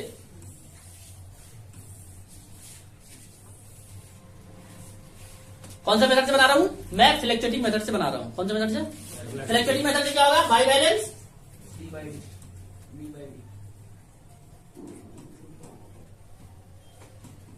बीडी कितना दे रखा है? 40,000 और 40,000 और 30,000। क्वेश्चन में बोलता है ड्राइंग क्या है? ड्राइंग कहां आएगा? ड्राइंग कहां आएगा जी? 3,000 और 2,000। इंटरेस्ट ऑन कैपिटल कितना दे रखा है? इंटरेस्ट ऑन कैपिटल कहां आएगा? आईओसी, आईओसी कितना दे रखा है? 2,000 और 1,500, 2,000 और 1,500। नेक्स्ट क्या लिखा है? इंटरेस्ट ऑन ड्राइंग कितना दे रखा है? 360 और 180। शेयरिंग प्रॉफिट दे रखा है कितना है? 5,000 और 4,000। मतलब प्रॉफिट कहाँ आने वाला है? By profit. जब जब पार्टनर का कैपिटल बढ़ेगा कितना बढ़ रहा है? 5,000 और 4,000। 40 5 45 2 47,000 और 3 4 3 7 40 35,500 माइनस 2,000 और 180 कितना हो जाएगा? घटाओ।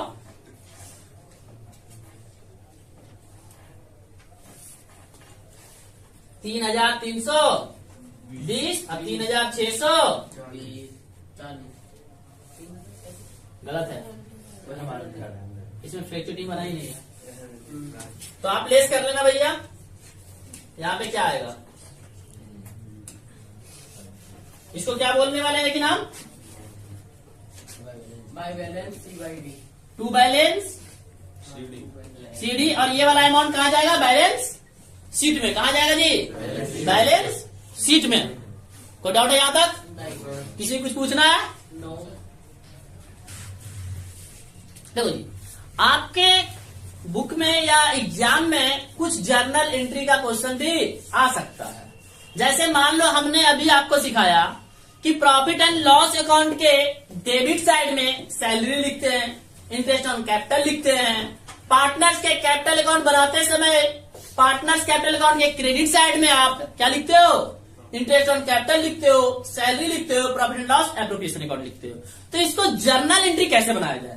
बहुत सारे बच्चे दिमागी तेज होते हैं, वो पहले अकाउंट छोटा सा बना लेते हैं और डेबिट क्रेडिट का दिमाग लगा के रखते हैं, भैया इधर से इधर और इधर से इधर और कर लेते हैं। कोई कोई ऐसा कंफ्यूजन ना बांटते हुए कि टाइम क्यों वेस्ट करे, वो उससे भी ज्यादा दिमाग तेज होता है तो डायरेक्ट बना देता है। तो डायरेक्ट बनाने के लिए आज सीखते हैं कि डायरेक्ट हमारा जर्नल एंट्री सिर्फ कैसे बनेगा। सिंपल सी बात है, मैंने स्टार्टिंग पीरियड में ही बोला आपको कि जितने भी एक्सपेंसेज होते हैं हमारा डेबिट होता है। क्या होता है? हमारा डेबिट। ये याद रखना।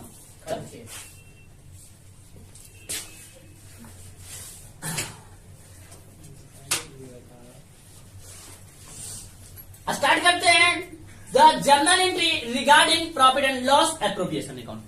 मतलब profit and loss appropriation account आप बना रहे थे, उसमें जर्नल एंट्री कैसे होता? तो सबसे पहले आपने नेट प्रॉफिट के बारे में देखा होगा। किसके बारे में? नेट प्रॉफिट के बारे में। और नेट प्रॉफिट हमने कहां लिखा था? कहां लिखा था? क्रेडिट साइड में। कहां लिखा था? तो एंट्री क्या होगा sir? Net profit account debit to profit and loss appropriation account. क्या लिखोगे?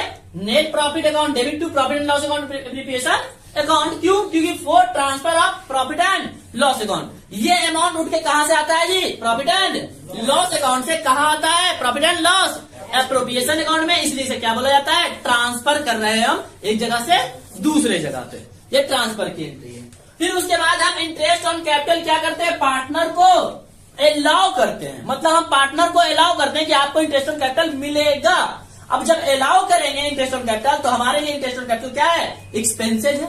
एक तरह से पार्टनर का कैपिटल क्या होगा? बढ़ेगा। पार्टनर कैपिटल क्या होगा? बढ़ेगा। तो एंट्री क्या मारेंगे? Interest on partner capital account debit to partner capital account. क्योंकि बिजनेस के लिए क्या बढ़ रहा है? लायबिलिटी बढ़ रहा है और खर्चा बढ़ रहा है। क्योंकि खर्चा तो बुक कर लिया इंटरेस्ट ऑन कैपिटल, बट अभी तक पे नहीं किया है, इसलिए क्या डाला है? Partner capital. क्योंकि फर्म के ऊपर क्या बढ़ा? लायबिलिटी बढ़ गया। अब इसी को क्या करेगा? प्रॉफिट एंड पार्टनर्स कैपिटल को ट्रांसफर करेगा। क्या करेगा जी?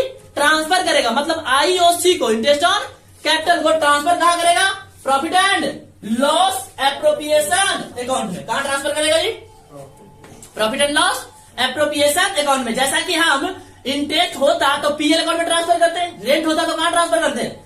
पीएल अकाउंट में ट्रांसफर करते हैं। लेकिन interest on capital partnership deed में लिखा हुआ है, इसलिए इसको ट्रांसफर हम कहां करेंगे? पीएल एप्रोप्रिएशन अकाउंट में। कहां ट्रांसफर करेंगे? पीएल एप्रोप्रिएशन अकाउंट में। जब मैंने पीएल एप्रोप्रिएशन अकाउंट बताया तो मैंने आपको समझाया है कि कहां से आया है। तो एंट्री क्या होगा जी? दो एंट्री होगा। आईओसी दो जगह जाता है, आप दिमाग में जानते हो। पहला profit and loss appropriation account में, दूसरा ट्रांसफर पार्टनर्स कैपिटल अकाउंट में। तो दोनों एंट्री होता है। तीसरा मैंने बोला सैलरी और कमीशन पेबल। मतलब सैलरी दे रहा है, कमीशन दे रहा है, सारा क्या है? फिर से फर्म के लिए एक्सपेंसेज है। फिर से फर्म के लिए क्या है? एक्सपेंसेज है। भैया यहां रहो क्लास में, मैंने बोला है रिकॉर्डिंग हो रहा है, इसका मतलब ये नहीं है कि आप कुछ भी करते जाओगे पीछे। फॉर सैलरी और commission payable to partner, for allowing salary और कमीशन। करने का मतलब क्या है, जब सैलरी और कमीशन अलाउ करेगा फिर एक्सपेंसेस बढ़ेगा, तो क्या होगा, सैलरी और commission account debit to partner capital, क्योंकि अलाउ किसको करते हैं, पार्टनर को करते हैं। और ये सारा फिर से कहाँ होगा, ट्रांसफर होगा कहाँ, पीएल एप्रोप्रिएशन अकाउंट में। फिर से ट्रांसफर कहाँ होगा, पीएल एप्रोप्रिएशन अकाउंट में। रिजर्व का नाम सुना है आपने, कभी कभी क्वेश्चन में अभी नहीं पढ़ा है, पहली बार आया है। Reserve profit and loss appropriation account बनाते समय बोलेगा ना कि इतने 10% का रिजर्व बना लो, उसमें आफ्टर बिफोर भी बढ़ाएगा। तो रिजर्व बनाएंगे तो एक तरह से हम profit and loss appropriation account का पैसा, प्रॉफिट का अमाउंट कम कर रहे हैं, रिजर्व के रूप में ले जा रहे हैं। तो क्या होगा, profit and loss appropriation account debit to reserve account. और interest on drawing, interest on drawing से क्या होगा, फर्म की इनकम हो रहा है, फर्म का क्या हो रहा है, इनकम हो रहा है। तो क्या हो जाएगा एंट्री, पार्टनर कैपिटल कम होगा और टू इंटरेस्ट ऑन ड्रॉइंग, क्योंकि इंटरेस्ट ऑन ड्रॉइंग क्या है मेरे लिए, फर्म के लिए इनकम है, इनकम हो तो क्रेडिट, क्या हो जी, credit. For transferring PL appropriation interest on drawing account debit to PL, आपने देखा होगा पीएल एप्रोप्रिएशन अकाउंट किस साइड में आता है, drawing, interest on drawing credit side. Interest on loan by partner, देखो क्या लिखा है यहाँ पे, interest on loan by partner account debit to loan by partner. यहाँ पे नहीं डाला है, कहाँ, profit and loss, sorry partners capital account में, उसका एक अलग से अकाउंट खुलेगा। लोन का ट्रीटमेंट पार्टनर्स कैपिटल अकाउंट में नहीं करेंगे, लोन का ट्रीटमेंट एक स्पेशल लोन अकाउंट बनाया जाता है। देखो जी यहाँ पे क्या लिखा है, to close the interest on loan. अभी अभी देखो मैंने क्या लिखा है, एप्रोप्रिएशन नहीं लिखा ना, क्या लिखा है, प्रॉफिट एंड लॉस अकाउंट, क्योंकि अभी जब मैंने पीएल एप्रोप्रिएशन बता रहे थे तब मैंने बताया था कि इंटरेस्ट ऑन लोन कहाँ आता है, प्रॉफिट एंड लॉस अकाउंट अलग से बनाना पड़ता है, या तो आप माइनस करके बना सकते हो। सिर्फ अकाउंट पूछ रहा है आपसे तो माइनस करके बना लो, लेकिन एंट्री पूछ रहा है तो profit and loss account debit to interest on loan. इसमें बहुत बड़ा डिबेट हो गया है पहले, आज मैंने अपने बुक कॉपी में भी दिखा दिया तुम्हें क्या, कि प्रॉफिट एंड लॉस अकाउंट लिखा, ना कि एप्रोप्रिएशन। ये पास्ट एडजस्टमेंट, सिंपल सा बात बताओ कि आप दो पार्टनर मिलके, यहां टॉपिक स्टार्ट क्यों हुआ, पहले ये समझते हैं टॉपिक बना क्यों। दो पार्टनर ने आज से 1.5 साल 1 साल पहले डीड बनाया, और डीड घर पे रख करके बिजनेस में इतना खो गया कि उसे मालूम ही नहीं है कि डीड हमने कहां रखा। समझते हो, ऐसा सिचुएशन बनता है। या समझो कि डीड रखा मालूम था और दीमक खा गया, दीमक समझते हो, कीड़ा लग गया, चूहा कुतुर दिया, ऐसा हो सकता है, या हो सकता है, बहुत सारा रीजन हो सकता है डीड का हो जाना। तो अब बात आता है, दोनों पार्टनर तेज बनेगा। तेज करने का मतलब क्या है, बात जहां हुआ था 6% बोलेंगे 8% दे दो, जहां बात हुआ था कि इक्वल बटेगा वहां बोलेंगे 3:2 में बटेगा। तो एक्स्ट्रा माइंड लगाते हैं। सामने वाला जिसके पास डीड होगा वो बोलेगा भैया बोल लो जो बोलना है, क्योंकि मैं कुछ भी बोलूंगा तुम बोलेगा डीड तुमने खोया है, लाओ खोज के दे दूंगा। ऐसा हो सकता है ना। मान लो कि ए बी सी तो 3 पार्टनर थे, बी के पास डीड रखा हुआ था, और बात था कि इक्वली बटेगा। अब बी डीड खोया है, कहता मैं 3 भाग दूंगा, तुमको 1 दूंगा और इसे भी 1 दूंगा। ये तेज बन गया भैया, कहता मैं तो डीड खोज के लाओ, डीड में तो 3 लिखा था, मैं कैसे मान लू। अब भी कुछ बोल ही नहीं पा रहा है। तो ऐसे सिचुएशन में 3:1 में बट गया प्रॉफिट, 3:1 में बट गया। 2 महीना बाद इसकी वाइफ क्या की, डीड को ढूंढ ली। आज जैसे ही डीड को ढूंढी, अब इसने डीड को पढ़ा, अब दौड़े दौड़े किसके पास जाएगा, ए के पास जाएगा। भैया गलत है, सही करो, पैसा निकालो। मतलब ये रॉन्ग एडजस्टमेंट और राइट एडजस्टमेंट क्या था, 1:1। तो पहले जो गलती हो गया है उसे हमें सुधारना है। क्या करना है, सुधारना है। इसी का नाम क्या दिया गया, पास्ट एडजस्टमेंट। पिछला जो गलती है उसको एडजस्टमेंट करो, पहले उसको सुधारो। तो क्या ऐसी गलतियां सिर्फ प्रॉफिट के केस में होगी, केस और भी बन सकता है। जहां इंटरेस्ट ऑन कैपिटल बोला गया था 6%, वहां पे चार्ज कर दिया 8%। अब बोलोगे सर चार्ज कर ही दिया तो क्या प्रॉब्लम है, मैंने पढ़ाया ही था कि इंटरेस्ट ऑन कैपिटल आपको पहले देना पड़ता है, बाद में प्रॉफिट डिस्ट्रीब्यूशन होता है। और इंटरेस्ट ऑन कैपिटल के कारण प्रॉफिट डिस्ट्रीब्यूशन पे कुछ ना कुछ तो इफेक्ट पड़ा ही होगा। किसी को कम मिलना था ज्यादा मिल गया, किसी को ज्यादा मिलना था कम मिल गया। ये भी एक पास्ट एडजस्टमेंट का कारण बन सकता है।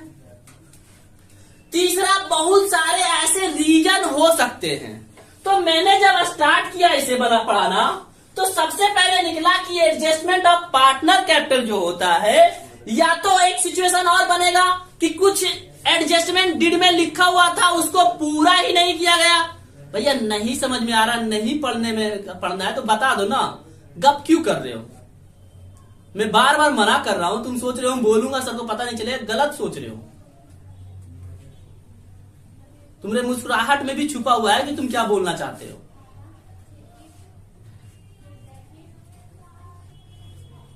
क्योंकि शांति क्लास में जब तुम हंसते हो ना तो मुझे गुस्सा आता है फिर, क्योंकि मेरा ध्यान भटकता है फिर।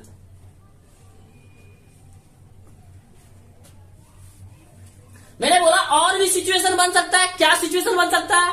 तो ओमिशन। ओमिशन का मतलब जानते हो क्या होता है? छूट जाना। मतलब कोई ऐसा डिड था जो करना था और हमने किया ही नहीं, वो भी पास्ट एडजस्टमेंट का ही कारण बनेगा। तो लिखा है मैंने कि there are the certain circumstances in a firm when due to some reason like error of accounting.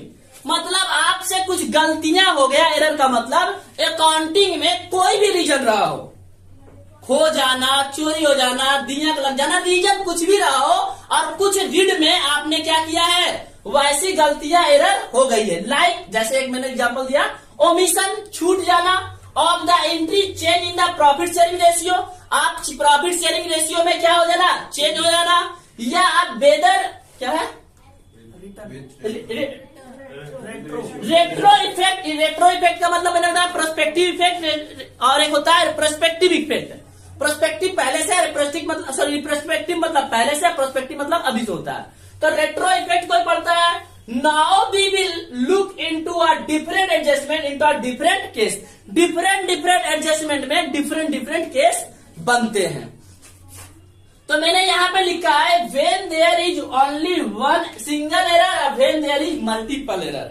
मतलब आपके क्वेश्चन में एक गलती है या एक से ज्यादा गलती। एक गलती का मतलब क्या हुआ, सिर्फ पूरे क्वेश्चन में एरर जो आया है ना, प्रॉफिट में बांटने में आया है, या सिर्फ इंटरेस्ट ऑन कैपिटल में आया है, कोई एक गलती है, तब कैसे हम बनाएंगे, या एक से ज्यादा गलती है तो हम कैसे बनाएंगे।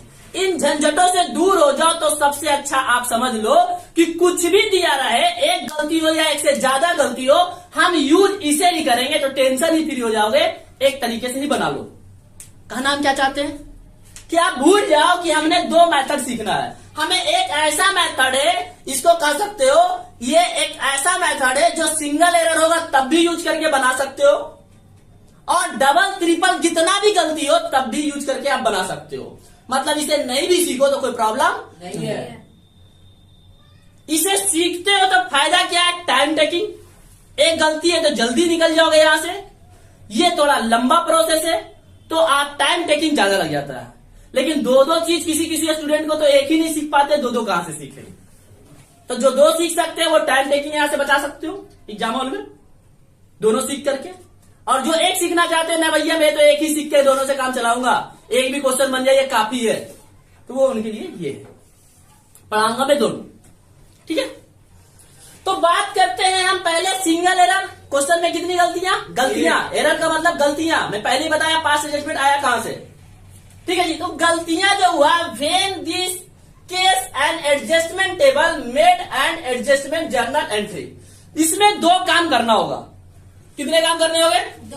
पहला काम जो करना है आपको, एक एडजस्टमेंट टेबल बनाना है। क्या बनाना है जी? Adjustment table. और दूसरा आपको एक जर्नल एंट्री बनाना है। सिर्फ दो ही काम करना है, लेकिन इसमें आपको तीन काम करने पड़ेंगे।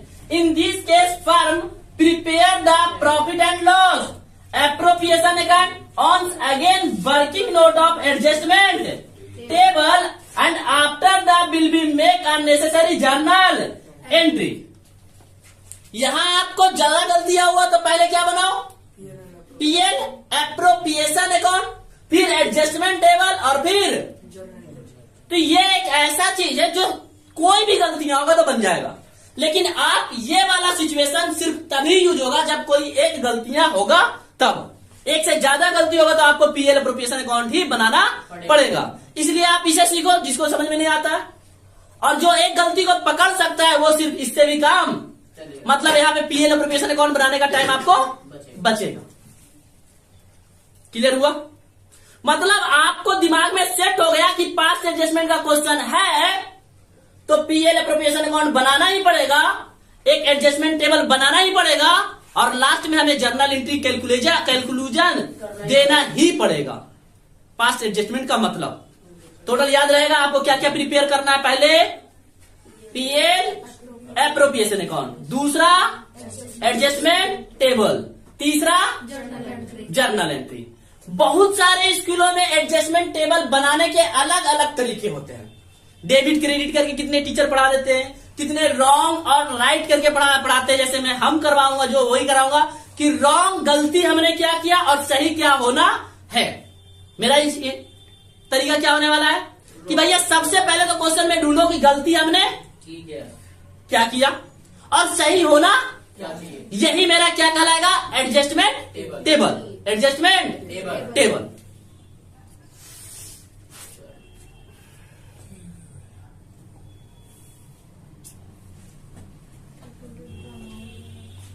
कुछ मैंने स्टेप भी लिखे हैं इनके।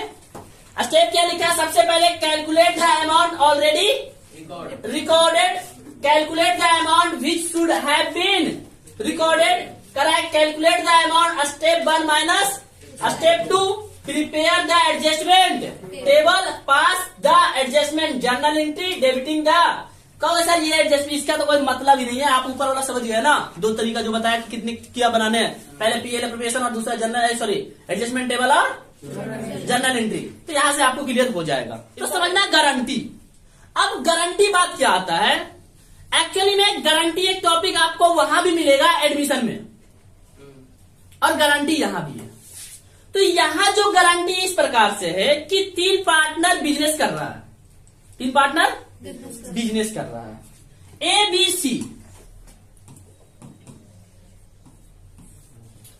एबीसी में अब तीनों जब बिजनेस स्टार्टअप कर रहा था ना, स्टार्टअप मतलब शुरुआत में जब बिजनेस स्टार्ट कर रहा था, बी पार्टनर बनने को तैयार नहीं था। नहीं मैं तेरे साथ बिजनेस नहीं करूंगा। बिजनेस क्यों नहीं करेगा भाई? अरे क्यों बिजनेस करूं, लॉस हो जाएगा, तब फालतू का मेरा पैसा डूब जाएगा, मुझे इस बिजनेस का कोई नॉलेज ही नहीं है। ये बोलता है रुक, मैं तेरे को आश्वासन देता हूं, गारंटी देता हूं कि भैया तेरे को 20,000 मिलेगा ही मिलेगा, प्रॉफिट होगा या नहीं होगा, पहले तुझे 20,000 दूंगा, फिर मैं अपना देखूंगा। अब प्रॉफिट ज्यादा होगा तो 3:1 में बांटूंगा। मेरी बात समझ रहे हो? समझना ऐसे भैया, देखो 1 लाख रुपए प्रॉफिट हो गया, चाहे 2 लाख रुपए प्रॉफिट, कितना भी प्रॉफिट हो, इक्वली बांटेंगे। तो सुना ध्यान से कि 1 लाख रुपया आपका प्रॉफिट हुआ तो 33 बांट लिया, तो इसका फुलफिलमेंट हो गया भैया। मिनिमम हमने बोला था कि आपको 20,000 दूंगा, 33,000 मिल गया, खुश हो गया पार्टी। लेकिन यही प्रॉफिट आपका 50,000 होता और इक्वल चलो 30,000 कर दो, प्रॉफिट को कितना कर दो, ओनली 30,000 प्रॉफिट होता, और इसको कितना मिलता, 10,000। ये गुस्से में आता कि नहीं आता? अब इसको चाहिए कितना, 20। पहले मुझे 20 दे दो, बाकी जो बचा है भैया तुम जानो, 5 बांट लो, तुम्हारी इच्छा।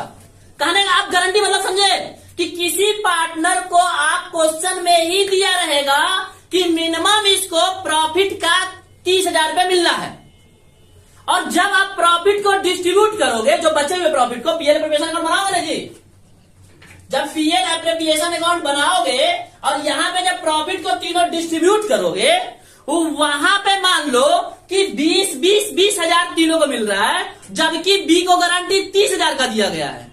तो वो बना तुम्हारा क्या, गारंटी का केस, कि पहले बी को 30,000 दे दो, मतलब 60,000 में से 30,000 उसको दे दो, 30,000 उसको दे दो, बचे हुए 30,000 को क्या करो, रेशियो में बांट लो। अब पहले बांट के देखना भी तो पड़ेगा। अब जब मान लो फुलफिलमेंट हो गया तो क्या फिर तुम वो वाला केस अपनाओगे? नहीं। गारंटी का मतलब समझना है क्या कहना चाह रहे कि क्वेश्चन, हर एक क्वेश्चन में क्या दिया रहेगा कि किस पार्टनर को अमाउंट, किसी एक पार्टनर को दिया रहेगा कि गारंटी का मतलब दिया गया है इतना प्रॉफिट मिलना है मिनिमम, और वो उसको फुलफिल नहीं हो रहा था, पहले उसको उतना दो, फिर बचे हुए बांटो। और मान लो पहले बांट के देखना पड़ेगा भाई, पहले बांट के आपको देखना पड़ेगा। जैसे मैंने बांट के देखा 1 लाख को 33 33 33 मिल गया, टेंशन फ्री। अब मैं पहले 40 30 आया तो बांट के देखा 10 10 10 मिल रहा है। इस केस में मुझे पहले देना पड़ेगा। समझ में आया ना? अब पढ़ते हैं गारंटी लिखा क्या है। लिखा क्या है? Guarantee of the partner it mean the surety of particular amount. Surety का मतलब क्या है? एक तरह से मैंने बोला ना, आश्वासन देना पड़ेगा, गारंटी देना पड़ेगा, श्योरिटी देना पड़ेगा। भैया तेरे को मैं इतना प्रॉफिट दूंगा। मैंने बोला ना शुरुआत में कि कहता रुक रुक मेरे साथ बिजनेस कर, मैं तेरे को श्योरिटी देता हूं कि इतना तो प्रॉफिट होना ही होना है। ठीक है, surety of the particular amount of profit by one और more partner and in some cases by the firm where is burden of the guarantee is borne by the party providing such a guarantee. का मतलब एक तरह से मैंने burden ले लिया, burden ही तो ले लिया, मैं तुम्हें गारंटी दे दिया कि तुम्हें 20 दूंगा ही दूंगा, तो एक तरह से मेरे ऊपर बर्डन आ गया। मान लो बिजनेस में लॉस हो जाता तो मुझे घर से देना पड़ता, प्रॉफिट ही नहीं हुआ। गारंटी दिया है ना भाई कि तुझे तो 20,000 होना ही होना है, तो एक तरह से मेरे ऊपर बर्डन आ गया। अरे कुछ प्रॉफिट हो गया तो चलो भैया तू 20 ले जा, मैं 5 ही में खुश, लेकिन लॉस हो जाता तो घर से देना पड़ेगा। तो वही कह रहा है कि तरह से उसके पास क्या आ गया? बटन आ गया। किसके केस में? गारंटी देने के केस में। It is a minimum fixed amount for the partner who is given such a guarantee. एक तरह से कह सकते हैं मिनिमम फिक्स्ड अमाउंट कहा दिया गया है। बोला ना मैंने कि मिनिमम अमाउंट तुम्हें मिलेगा, पहले देना पड़ेगा। एक तरह से fixed for partner who is a such a guarantee. Different cases of guarantee. पहला guarantee by firm by all the partner of the firm. अब समझना, गारंटी जो है ना जरूरी नहीं है कि एक पार्टनर ही देगा। गारंटी देने का भी अलग अलग रीजन हो सकता है। जैसे मैंने बोला, अब समझना, अभी जो केस बनाया एबीसी 3 पार्टनर का, इसका मतलब सिर्फ एक गारंटी देता तो बी क्या बोलता, सी क्या बोलता? भैया तूने गारंटी दिया, मुझे क्या मतलब? तू अपने प्रॉफिट में से उसको दे, मेरा तो 10 बनता है। भैया देखो बाटा 30,000 आया था, 30,000 आया था, 10,000 इसको मिल रहा है, 10,000 इसको मिल रहा है। किसी को बांटा था हमने, याद करो, 10,000 तीनों को मिल रहा है। भैया इसको तो 10 चाहिए नहीं चाहिए, अब इसको 20 चाहिए, तो टेंशन तुम्हारा है ना कि तुमने गारंटी दिया है अभी को, मैं क्यों उसको एडजस्ट करूं? तो यही रीजन बोलता है कि गारंटी बाई वन पार्टनर, कि ए ने गारंटी दिया, अब गारंटी बाई फर्म, फर्म का मतलब बाकी सारे पार्टनर ने गारंटी दिया। फर्म का मतलब ऑल पार्टनर आता है ना जी, मैंने पहले ही बोला है ना, फर्म अलग होता है, पार्टनर फर्म का मतलब तीनों पार्टनर, और गारंटी एक पार्टनर का मतलब कोई एक, ए बी सी, ए हो सकता है, सी हो सकता है, क्वेश्चन में आपको दिया रहेगा। तो आपको सिचुएशन समझना पड़ेगा कि गारंटी दे कौन रहा है, गारंटी फर्म दे रहा है या गारंटी कोई एक पार्टनर दे रहा है। कोई एक पार्टनर देगा तो सिर्फ उसके प्रॉफिट में से माइनस होगा, अब फर्म देगा तो बाकी सारे पार्टनर में से माइनस होगा।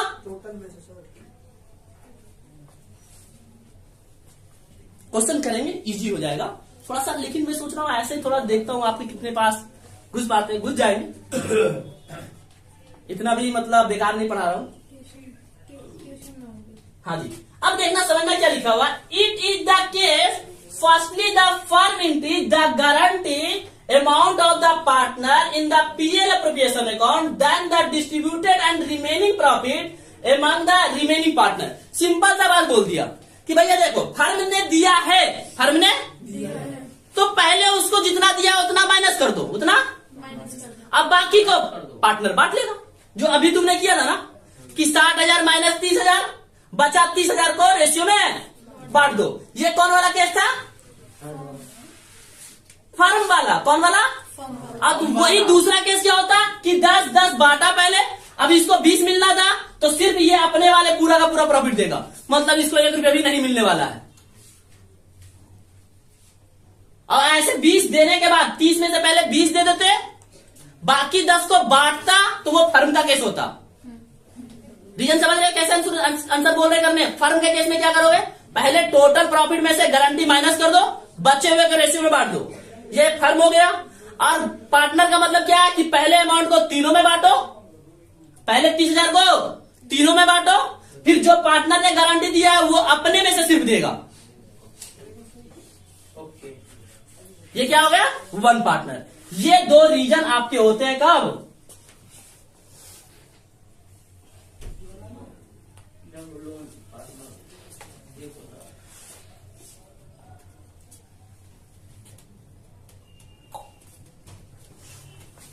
अब कुछ स्टेप भी लिख रखा है मैंने, स्टेप भी समझ ही लेते हैं। Calculate the actual share, calculate the actual share of profit and loss guarantee of partner. मतलब कैलकुलेट करो सबसे पहले एक्चुअल शेयर प्रॉफिट का कि किसको कितना मिला, फिर कैलकुलेट द गारंटी अमाउंट। भैया किसको, अब ऐसे गारंटी जरूरी नहीं है कि हर क्वेश्चन में सिंपल सा तुम्हें दे देगा कि 20,000, 30,000, 50,000। कभी कभी कह सकता ना कि जितना सेल होगा उसका 10% तुम्हें मिलेगा। गारंटी किसी बहुत सारा तरह से गारंटी हो सकता है ना, गारंटी देने का रीजन हो सकता है भाई सेल का 10%, या जितना मतलब प्रॉफिट होगा उसका 10% तुम्हारा ही। एंड ऑफ द ईयर मान लो नेट प्रॉफिट 50,000 का हुआ तो 50,000 का 25% तुम्हारा, कहने का मतलब 25 12,500 उसको मिलेगा। तो रीजन कुछ सा बन सकता है। तो आपको पहले कैलकुलेट करना पड़ेगा कि गारंटी में कितना उसको बोला गया, गारंटी का अमाउंट कैलकुलेट भी करना पड़ सकता है या दिया भी हो सकता है, वो क्वेश्चन के हिसाब से देखेंगे। फिर कह रहा है गारंटी द अमाउंट डिफरेंस, कि मतलब उसको गारंटी कितना दिया गया था, एक्चुअल उसको मिल कितना रहा है। अभी देखा ना ऊपर कि गारंटी तो हमने दिया था 20,000 का, एक्चुअल में उसको मिल रहा है 10,000, तो डिफरेंट अमाउंट कितना है 10,000 का, डिफरेंट अमाउंट कितना है 10,000 का। फिर बोलता है अगला, distributed the difference amount with the guarantee of the partner in their guarantee ratio. अब मान लो 2-3 पार्टनर जैसे फर्म है, बनाने का बहुत रीजन हो सकता है, तरह हो सकता है। तो यहाँ पे बोल रहा है कि मान लो जो डिफरेंट अमाउंट उसको मिला है ना, उसको क्या करेगा, बाकी पार्टनर उसको देगा, वो फर्म वाले केस में है। यहाँ पे चैप्टर हो जाता है आपका खत्म। तो गारंटी मैंने पढ़ा दिया आपको और 5 स्टेटमेंट भी करा दिया। तो जैसा कि मैंने बोला भी पहले भी है कि आपको पार्ट 2 एक वीडियो मिलेगा, तो पार्ट 2 जरूर देखना, सिर्फ क्वेश्चन का वीडियो वो होगा। That's all, thank you. Channel को सब्सक्राइब कर दो एसीएस इंस्टीट्यूट्स, और आप प्ले स्टोर से जाकर के एसीएस इंस्टीट्यूट्स का ACS the learning app download कर सकते हैं, और वहां से आप बहुत सारे पीडीएफ, असाइनमेंट मटेरियल और आने वाले टेस्ट सीरीज भी आप दे सकते हो।